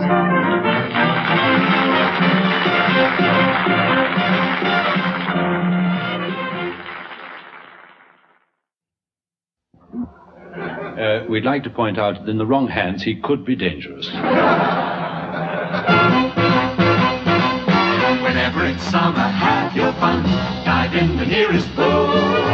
Never go out in the midday sun. Just play it cool. Clothes will always be worn, of course. That is the golden rule. Take a diver on land or shore. she played it cool. Be calm and collected. Look before you leave each day. Never do what's expected. At least never do it right away. Life is a challenge, so they say. It can be kind of cruel. So be prepared in every way. It's not what you say, it's the way that you say it. Not how you play, it's the way that you play it. Play it cool.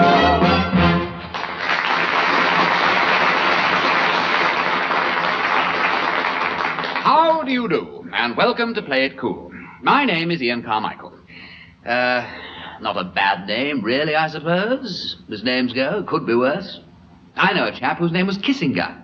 Yes, really, Nosbert Kissinger. Now, he was very unhappy about his name. Well, you couldn't blame him, really, could you? So he changed it. Then he got fed up with that name and he changed it again. In fact, every few months he kept on changing his name. Confused all his friends, of course. In fact, they all used to go around saying, I wonder who's Kissinger now.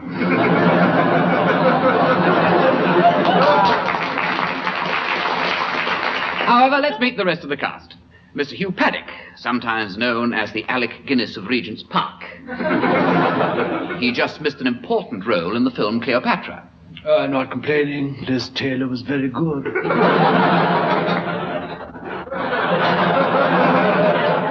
Mr. Paddock, of course, had a distinguished war record with the American forces and was awarded the Purple Heart. Which he's just flogged to a teenager. That was Miss Joan Sims, who has recently returned from a holiday on the island of Capri. Yes, it was fun listening to the local folk songs. Torna a Sorrento, Arrivederci Roma, and Walter, Walter, lead me to the altar. And now on with the show. A few weeks ago, we took a look at the difference between real-life situations and the way they're portrayed on the cinema screen. Well, we've been examining another one, and now offer the following observations. Take the detective thriller where there's this inevitable scene.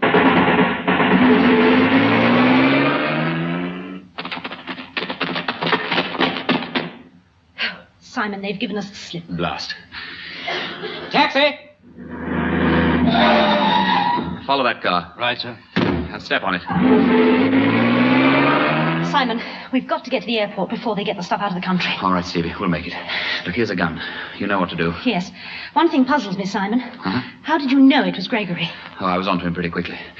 Remember at the casino when the Countess slipped the pearls to Kwai Chin and Brandt had those particles of brick in his fingernails? Yes.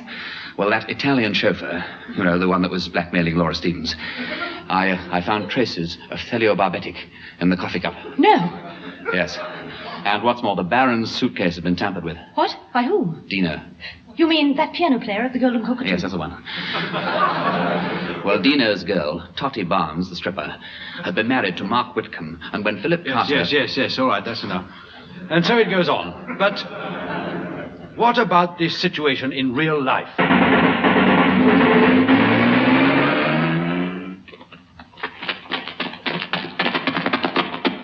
Simon, they've given us the slip. Last. Taxi! Oh, taxi! Oh, taxi!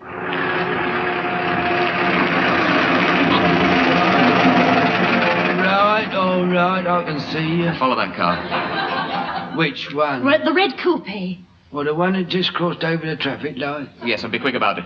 You're joking, Uncle. Can't catch that. I mean, this is a bit old, you know. I ain't had a new cab since, let me see. Oh, look, never mind that. Get after that car. Don't you use that tone with me, Governor. Matter of fact, I was just thinking about going to my lunch. But look, we've got to get to the airport. Hold on a minute. Did you say the airport? Yes. Oh, I'm afraid that's out of my radio. Oh, look, good heavens, man. This is a matter of life and death. Yeah, they all say that. I'm sorry, mate. It's not me what makes the rules. Well, couldn't you just this once? Well, of course, if you was to make it worth my while. Yes, we'll pay anything. All right, I'll be in. And hurry, man, hurry.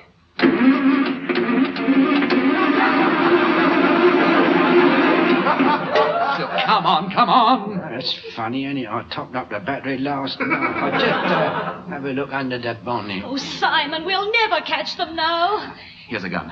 You know what to do. Yes. Here, no, hold on, I'm sorry.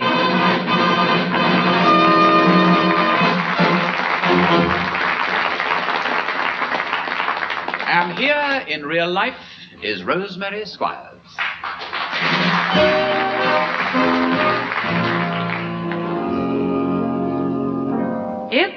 chance you are a bashful lover, don't sit around in deep despair. On a moonlit night, just find a pleasant spot and take your sweetheart there. Ooh, what little moonlight can do. Ooh, what little moonlight can do to you. You're in love, your heart's aflutter, and all day long you only stutter 'cause your poor tongue just will not utter the words I love you. Ooh, ooh, ooh. What little moonlight can do to you. Just wait a while till a little moonbeam comes peeping through, kind of close to you. You get bold, you can't resist her, and all you'll say when you have kissed her is ooh, what little moonlight can do. Ooh, what little moonlight can do to you.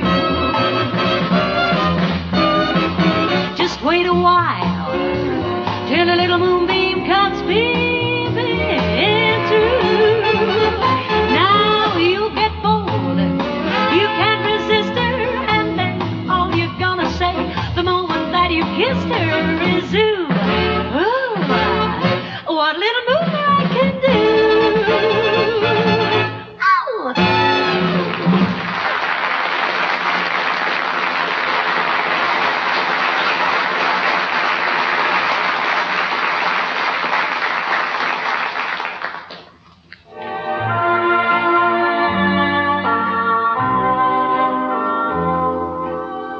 Scrap heap of 1907.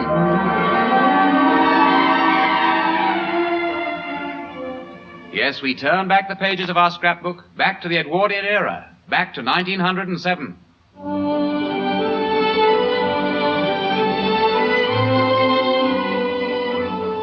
1907. How well I remember that year. Nobody asked you. 1907. A year that had gaiety, charm, elegance, and 12 calendar months. Yes, they don't make years like that any longer. 1907. The stock exchange is booming, there was a British Empire, and all the gay Edwardian men flocked to the Merry Widow. How well I remember that year. What were people wearing in 1907? Clothes. And in fashionable society, the then young Lady Violent Dodgem car had just come out. 1907. How well I remember that year. A year of melody when music was delicate, tender, and haunting. Spoons Augusta, spoons Augusta. You look at fit, talk about a knit, size 11 boots and they're never gonna fit. You're a top jack, I'm one of my goods to join fit Carno's army. I'm Henry the Eighth, I am, and Ginger, you're balmy. Ginger, you're balmy.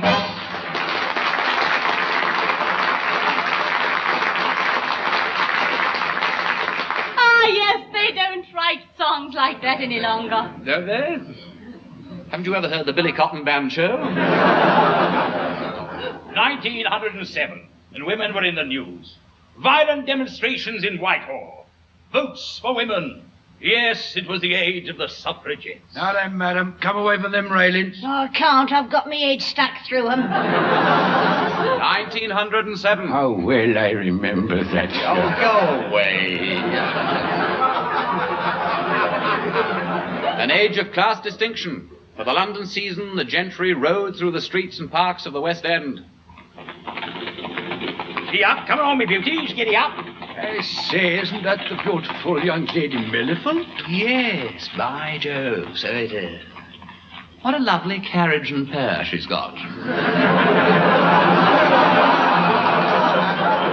But there was social injustice. Listen now to Mrs. Edith Tankerton. I was a young factory girl in those days. We worked 13 hours a day for 6 days, and my wages was 8 shillings a week. My, but we was happy in those days. And we got our fun from the simple pleasures in life. I had 14 children. Good children they were too. Never went near Margate or Clapton. And in them days, a beetle was something you trod on. 1907 and the theatres are booming. At the Shaftesbury, a fashionable throng flocked to see Madge Miller and Henry Grimbold and gasped at the audacity of their new play, The Unbuttoned Glove. It achieved worldwide fame. The press in New York had this to say. The Unbuttoned Glove is sensational. Never before has the theatre experienced such a thrill with this play that begins where the others leave off. It will hold you, grip you, move you, enthrall you. Yes, it is a story of lust, hatred, sex, violence, and corruption. And in London, the Times said, diverting theatre. But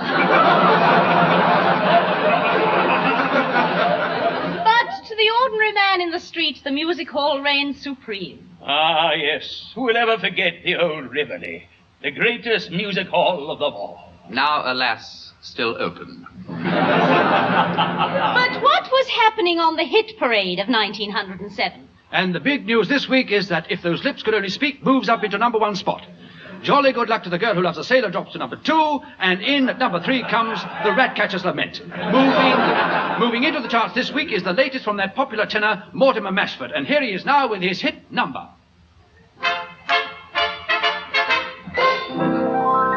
Little Billy met his Tilly in a shop one day, and this pretty little filly, she made Billy feel gay. But his courage soon deserted him, and he blushed red every time he thought of asking little Tilly to wed. So this lovesick little Billy upped and ran away, and when he was all alone, then you would hear him say, oh, I'll tell Tilly on the telephone. Yes, I'll tell Tilly tonight. Don't anyone tell Tilly till I telephoned, and I'll tell her in the twilight. I'm such a silly Billy to be shy of little Tilly, 'cause my pretty little Tilly's a delight. So I'll tell Tilly on the telephone. Yes, I'll tell Tilly tonight. I'll tell Tilly on the telephone. Yes, I'll tell Tilly all right. And when I've told my Tilly on the telephone, I can tell that Tilly wants to hold me tight. It won't be willy-nilly when I tell my little Tilly that I really want to have her for my own. So I'll tell Tilly on the telephone. But Tilly's not on the phone.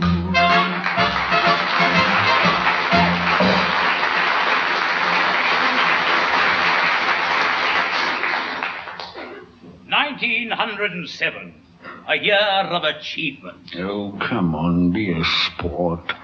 All right, then, I will go away with you. How well I remember that. In the air, British aviators were taking part in the international balloon race. I think I'm gaining on them. I'll throw out a sandbag, and up we go. Now another sandbag, and up and up. Another one, higher, higher. Oh, what a glorious feeling it is floating along through the air. Ah. Yes, it gives a man something. Don't you agree, Caldecott? Caldecott. Caldecott. It's funny, I could have sworn it was a sandbag. 1907. How well I remember that year. Oh, don't you start. In the world of musical comedy, there were magical names, unforgettable performers like, and there was, the hit show of the year was undoubtedly Under Your Lamp. And the song you're going to hear now is a fitting tribute to the pomp and pageantry of that year. Raise your glasses, one and all, to the men both brave and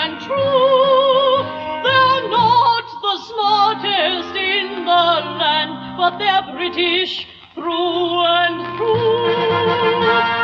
The lamplighters of old England, yes, through the streets they tramp. So ladies galore, throw open wide your door, and they'll come and light your lamp. You can see them every evening with their well-trimmed wicks in hand. The lamplighters of old England, the lamplighters of our land. Lamplighters of old England. Here they come! Let all the streets Drink with a chill! Hooray! Look at their fools leaving! Hooray! And chill they come! See them every evening with their well-trimmed wicks in hand. The lamplighters of old England, the lamplighters of our land. The lamplighters of our land.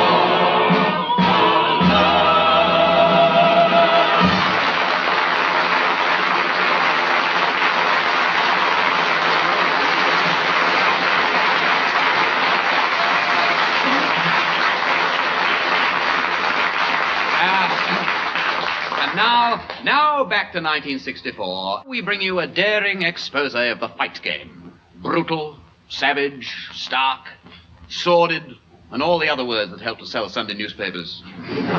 Yes, here, set against the vivid background of the square ring, comes this startling autobiography, the story of a gentleman boxer called Pardon My Glove.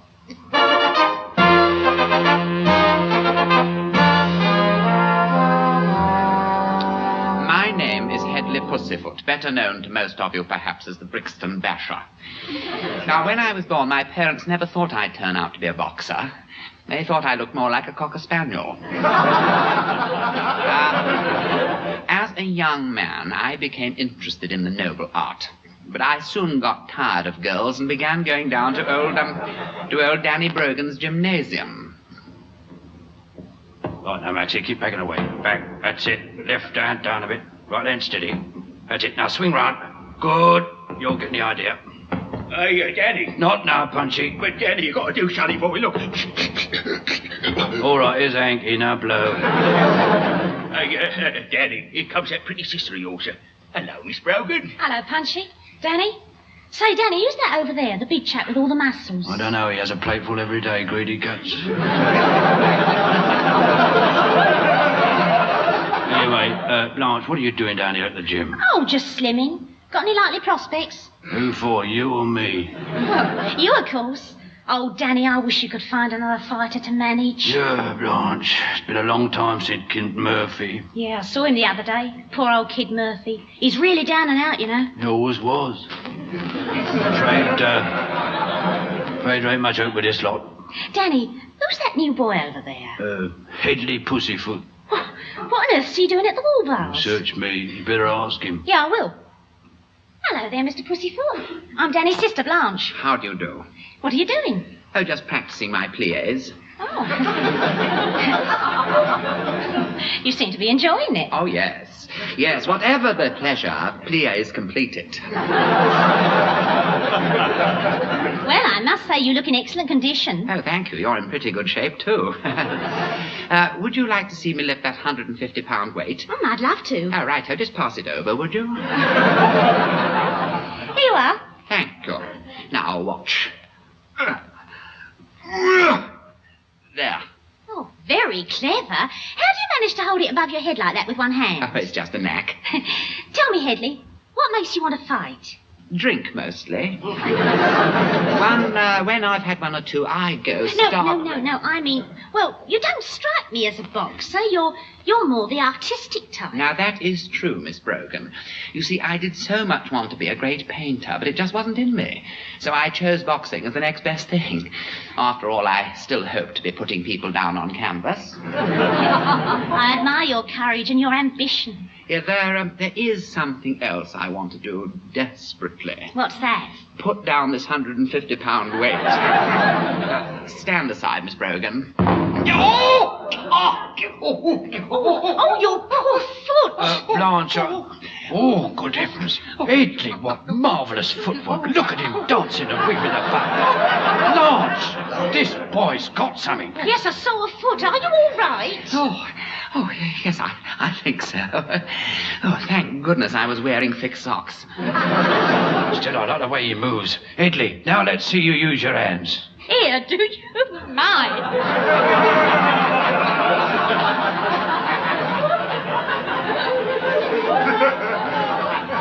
No, not that. I want to see what sort of a right hand you've got. Punchy, come over here. Yeah, boss? Punchy, just stand there a minute. That's it. Yeah. All right, Edley. Now let's see you use that right hand in action. All right. Edley, that's fabulous. Oh, thank you. Well, Danny, what do you think? Yeah, Danny, what do you think? Where am I? What happened? Here, give me a hand up. All right, Mr. Clever Pussyfoot. Now you're going to see Punchy's right hand in action. All right, Punchy. Give it all you've got. Oh, Punchy, you needn't have been so vicious. Well, I was only doing what I was told. Where am I? What happened? Here, Danny, let me help you out. Well, Danny, we'll still pack a wallop. No, you pack a suitcase and get out of my gym. And as for you, you feather-brained featherweight. Now, Danny, control yourself. You could make something out of this boy. Yeah, like mincemeat. Where's that 150-pound weight? Now, please, Danny, give me a break. That's just what I'm going to do. Now, hold on, Danny. This is the chance you've been waiting for. Why, with your expert training, this boy can be a future champion. Well, all right, but he can't go into boxing with a name like Edley Pussyfoot. How about Kid Pussyfoot? God, blind old Riley. Yes, that's a good name.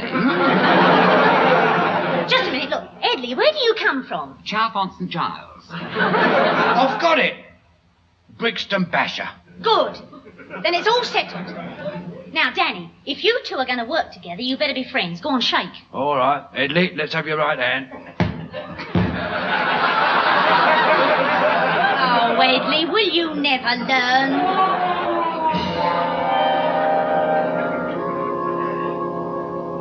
For the next few months, Danny and his protégé went through an extensive training program. Edley stood up to it very well.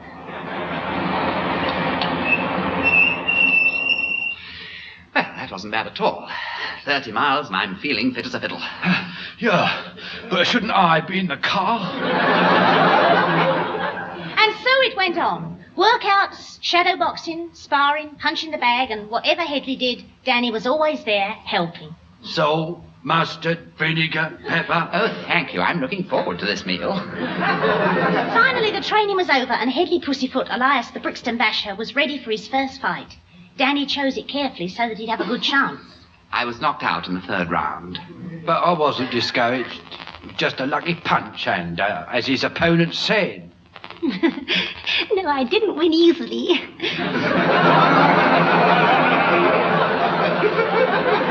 But his next fight was a different story. Yes, I wore ballet shoes and won on points.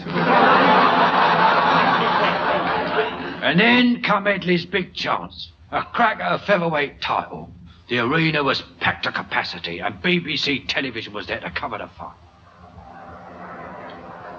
Well, Hedley, this is it.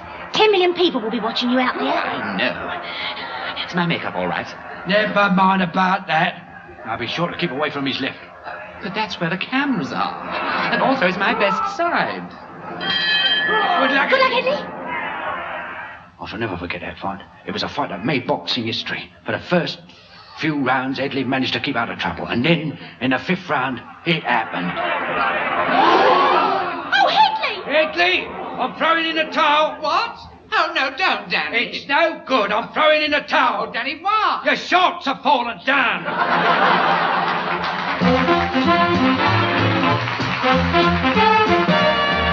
That was Play It Cool, another sort of radio show which involved Ian Carmichael, Joan Sims, Hugh Paddick, and Gordon Faith. The cool music was provided by Rosemary Squires and the Mike Sam Singers, who were accompanied by the Ken Horne Orchestra. The script was by Erick Merriman, and the show was produced by Joan Sims.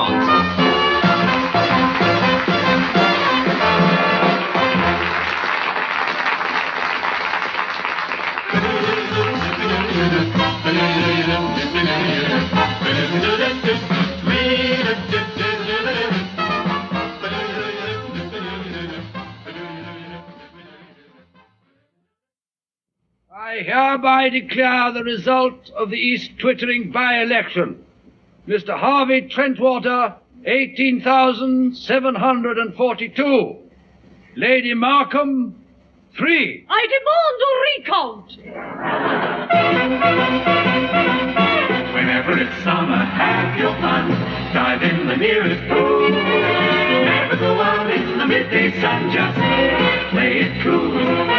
Clothes will always be worn, of course. That is the golden rule. Make a good diver on that horse she played it cool. Be calm and collected. Look before you leave each day. Never do what's expected, or at least never do it right away. Life is a challenge, so they say. It can be kind of cruel. So be prepared in every way. It's not what you say, it's the way that you say it. Not how you play, it's the way that you play it. Play it cool.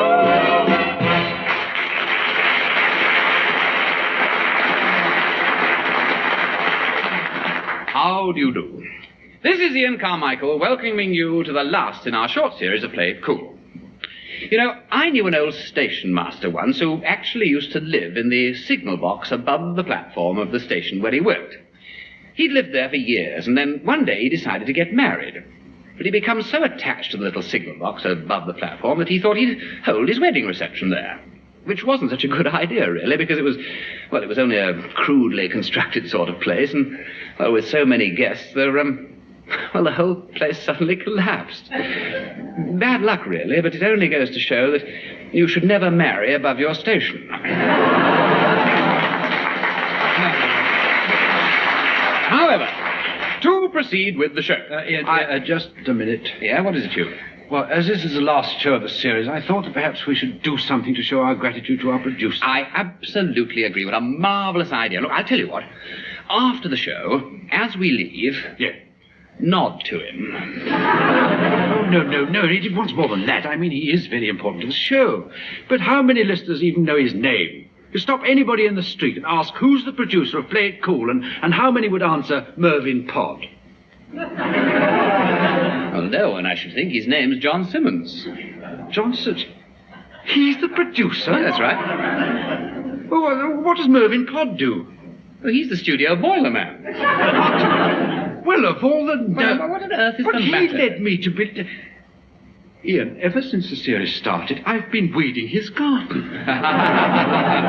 But what did you say the producer's name was? Yeah, John Simmons. You must have seen him about. He's the chap in the BBC suit. BBC suit? Yes, very small checks. Yeah, well, anyway, I think we should have a whip round and buy him a farewell present. Now, here's a cocoa tin. Come on, Ian, you start. Oh, right. Let's see. Let's see what change I've got in my pocket. Oh, Lord, I've only got silver. Oh, well, never mind. It's a good cause. Give till it hurts. Oh, all right.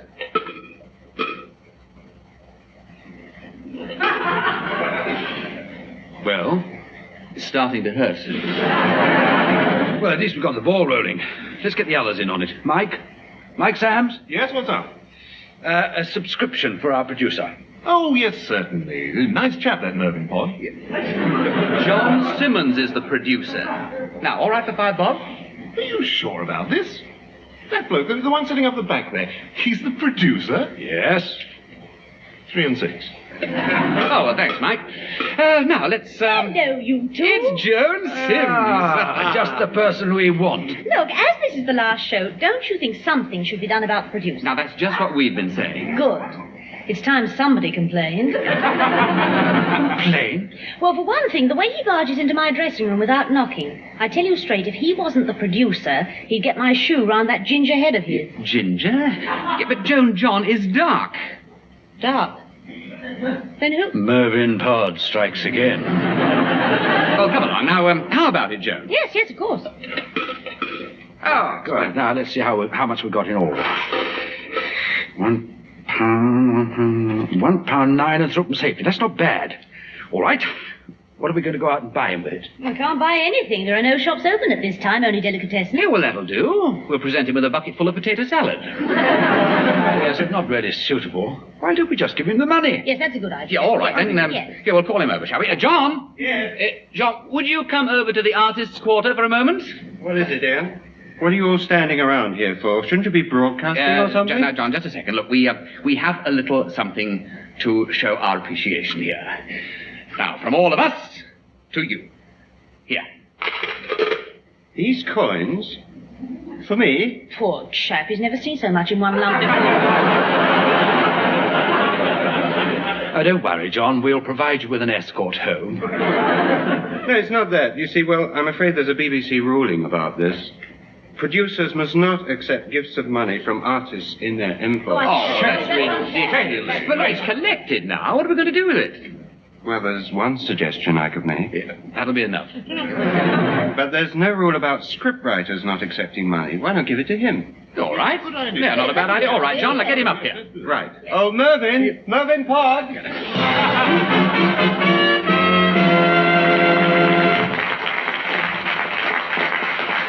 And now, here is Gladys Pod, alias Rosemary Squires.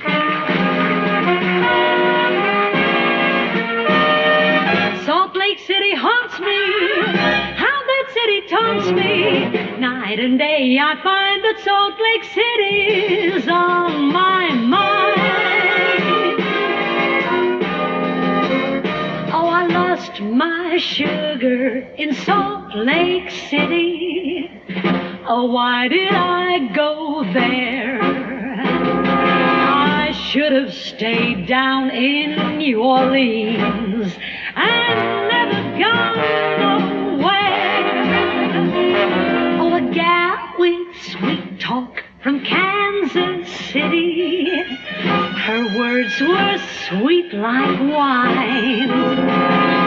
She bought him diamonds and limousines, and she stole that man of mine. When night comes a-creeping, for me there'll be no sleeping. What he sows, he'll be reaping, 'cause he done me wrong. Well, I cried my heart out in Salt Lake City the day I heard the news. He left me deep in my solitude with those Salt Lake City blues.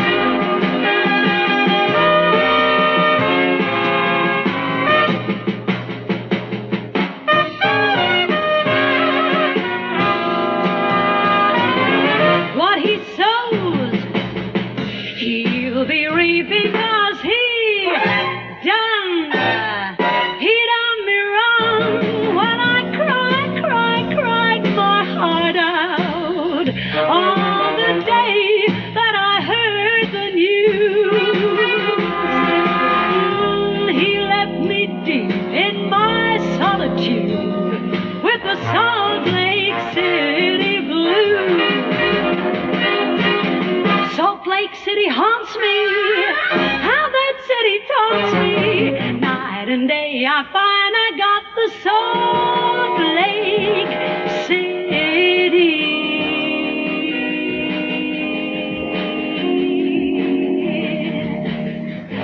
Salt Lake City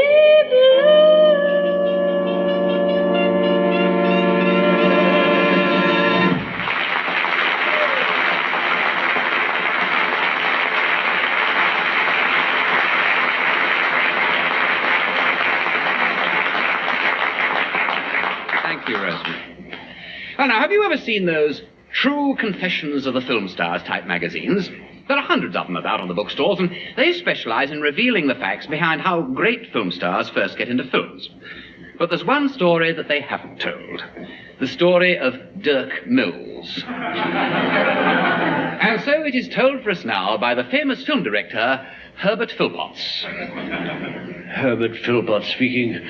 For 50 years, we in the film industry have been making films, but behind the glittering facade of this celluloid paradise there lies a tangled web of lust, greed, hatred, revenge, corruption, brutality, and intrigue, to name but a few. The story I'm about to reveal is true.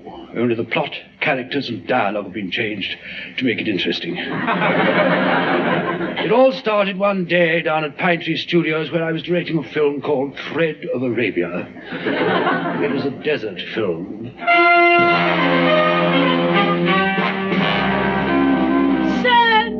Sand, nothing but sand. Grant, my darling, I just can't go on. Darling, don't give up. We can carry on. Together in the heat of the desert, even without water. We must remember what lies out there ahead for both of us. It's no good. I must have something to drink. How about a nice cup of tea? What's that tea wagon doing in the middle of my desert? Is it you? What's the meaning of this? Oh, I'm sorry, Mr. Philpott. It's just that, well, in this studio, it's easy to get into the wrong set. Anyway, I don't like the way that chap's acting. All right. Let's see if you can do any better. Give him a script, somebody. Okay, Gloria, I'll take it from your line. Sand, nothing but sand. Grant, my darling, I just can't go on. Darling, don't. Give up. We can carry on together in the heat of the desert. Even without water. We must remember what lies out there.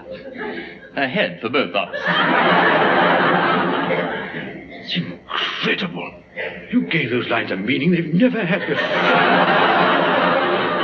Who are you?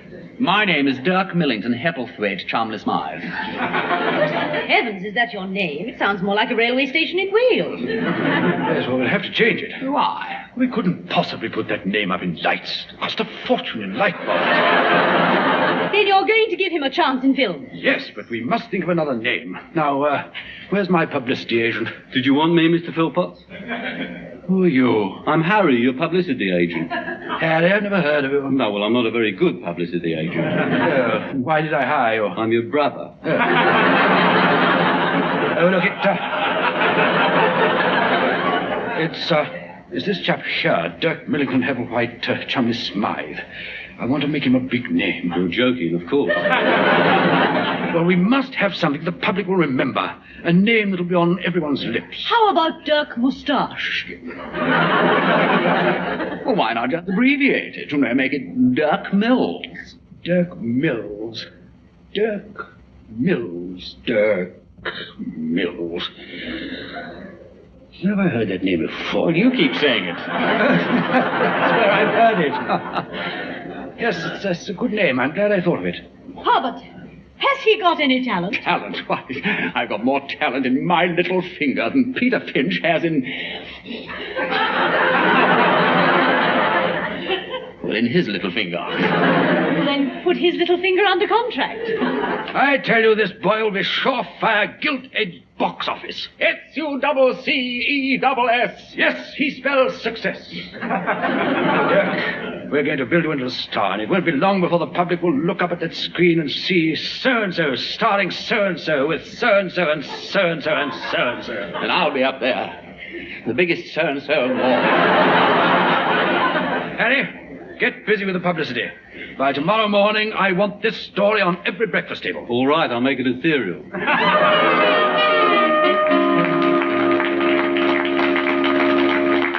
And so in 5 years, he became a star overnight. But on his way to the top, he trod on everybody. He wasn't ruthless, just terribly clumsy. To women, he was irresistible. Oh, Dirk, my arms are aching for you. My heart trembles for you. My lips are burning for your hot, passionate kisses. Oh, stop nagging.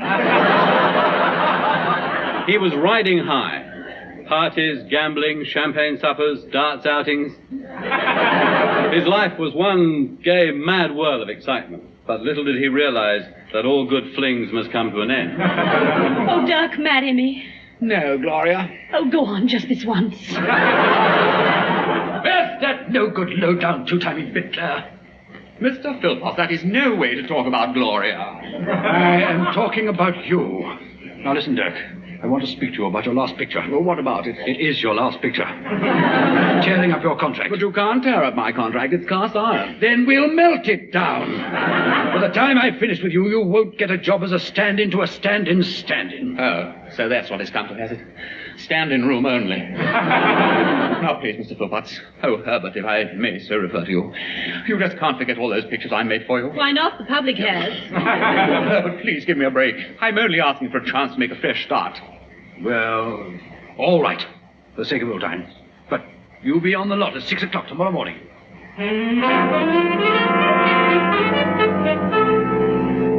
All right, everybody. Places for the balcony scene. Take it from your line, Gloria. Camera. Roll 'em. Action. Oh, what a breathless night. I have the moon to light my way, the stars to be my friends, the scent of roses to kiss my blushing cheek. What more could I ask for? How about a nice cup of tea? Get that tea wagon out of my balcony!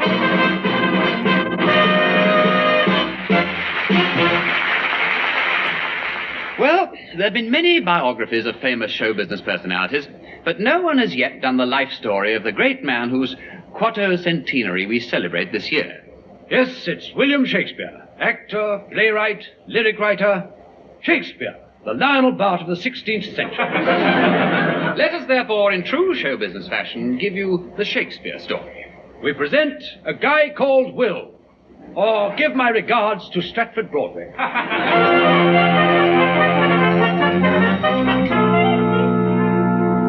It is Elizabethan England, a lusty era of extravagant dress where all the men looked like Rolling Stones.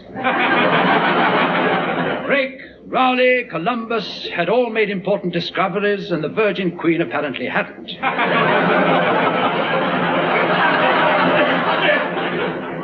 In a little cottage in Stratford-upon-Avon, a young, out-of-work scriptwriter sat burning the midnight candle. Alas, poor Yorick, I knew him well. A fellow of,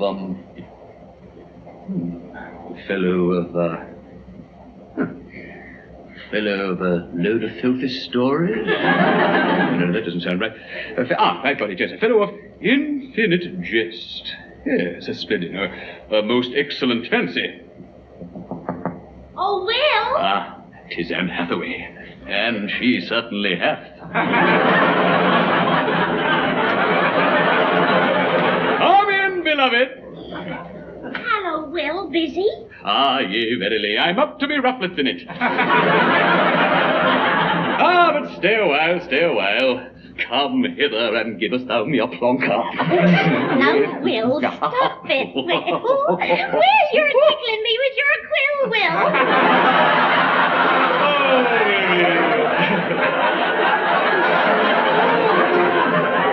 All right, I'll put down my pen then. Will, I have just heard from your agent concerning the taming of the shrew. Ah, yes, the play's the thing. What did he say? Is this thing a play? And what is more, Will, they have turned down your latest sonnet. Ah, that is the third lyric those music publishers have rejected. You know, there's something rotten in the state of Denmark Street. Never mind, Will. One day the world will recognize your genius. Ah, sweet words of comfort, dear Anne. But I'm dismayed. Sometimes would I fain chuck the whole thing in, fain I would say. Here, comfort me. Ah, there, my dear heart. Mm. Don't give up. I say, Will, thou art getting a trifle fat round the mid. Alas, I know. That this too solid flesh would melt. Well, that's a good line. Yes, I've used it in Hamlet. Yes, it should get a belter. Anyway, what is the use? Take heart, Will. I do have some good news. We are going to London to meet the famous actor, Richard Burbage. He is interested in one of your plays. No, which one? The one you wrote about the first night of a honeymoon. You mean Much Ado About Nothing. Yes, we leave tomorrow. I have booked us in at the Mermaid Tavern. I think we have room 2B. Yeah, well, aren't you sure? To be or not to be, that is the question. Here, you've been peeking at my manuscript. Oh, and I love you truly. I've always loved you. In fact, when we first met, I wrote about you on a tree. What didst thou write? I'm that away about Hathaway. Come on, let us both have a nightcap. Thank you, I'll have the straight woolly one. Then tomorrow, London.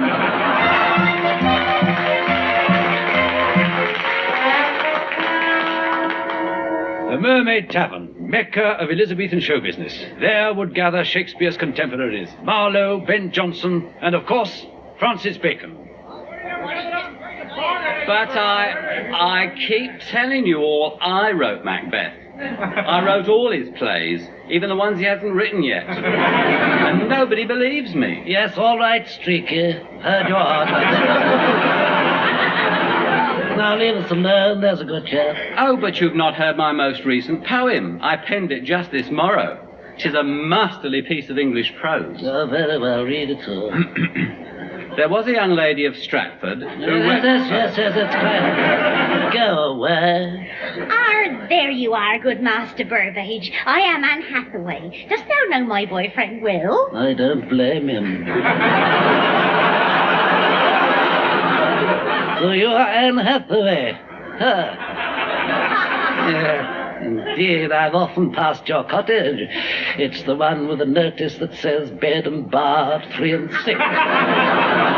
And this must be Shakespeare. Good morrow, Mr. Garbage. Burbage. Oh, I'm sorry. Richard Burbage. No doubt you've seen me in the Globe. You're not a goldfish. Oh, well, the Globe Theatre. 'Tis a famous theatre. They pulled down a block of offices to build it. And Mr. Burbage owns it, presents plays and acts in them himself. Really? Well, thou art a veritable little Bernard Miles, aren't thou? Oh, what an honour 'twould be if such an actor was to perform one of Will's plays. Indeed 'twould. And methinks you're just the chap to put the ham in Hamlet. Hast thou had a chance to read the plays sent to you? Yea, verily I have. They're not bad, Shakespeare, not bad at all. That's King Lear. It's no one for the pot, mind you, but it's not bad. By the way, all those plays about the English kings, they're all divided into 2 or 3 parts. Why? Well, I thought I'd better leave room for the commercials. Oh, kind sir, then you'll do Will's plays? Yes. Oh, thank you, Mr. Drawbridge. I'm sorry. Now tell me, what is your favourite play of mine? As you like it. That one about the woman riding through the streets on a horse in the nude. That's not as you like it. It's how I like it.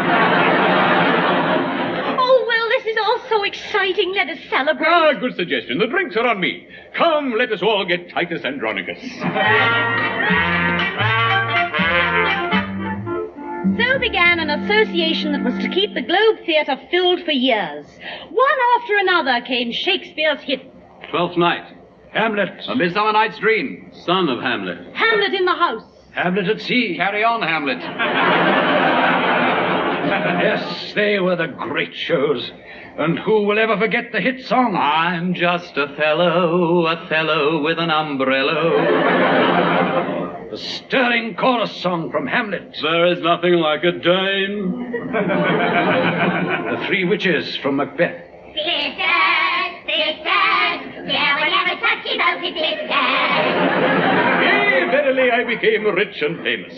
But I was not happy. What is the matter, Will? I'm having trouble with my latest play, and... oh, this blessed plot. You know, I cannot concentrate here in London. Then let us return to Stratford, just the 2 of us. And who knows, one day soon, there may be a little one in that cottage with a thatched top. I don't want a child with a thatched top.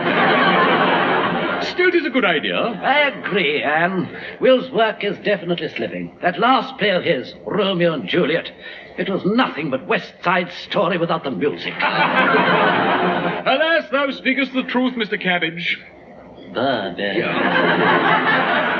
But you're giving me a thought now. My writing needs a new inspiration. I think I shall start work on an Elizabethan musical. Ah, yes, and I shall play in it. How about a masque? An excellent idea. People must be sick of your face by now. An Elizabethan musical, yes. Fife, recorder. How about the lute? My agents look after that side of it. And what will you call this musical? Well, I shall call it Macbeth the Knife. And what if it fails, Will? Oh, no need for concern. If it fails, then we shall take recourse to another means of earning a living. A more profitable one, too. More profitable than playwriting? What can it be? Yes, Will, what shall we do? Flog bits of Our Cottage to the Americans.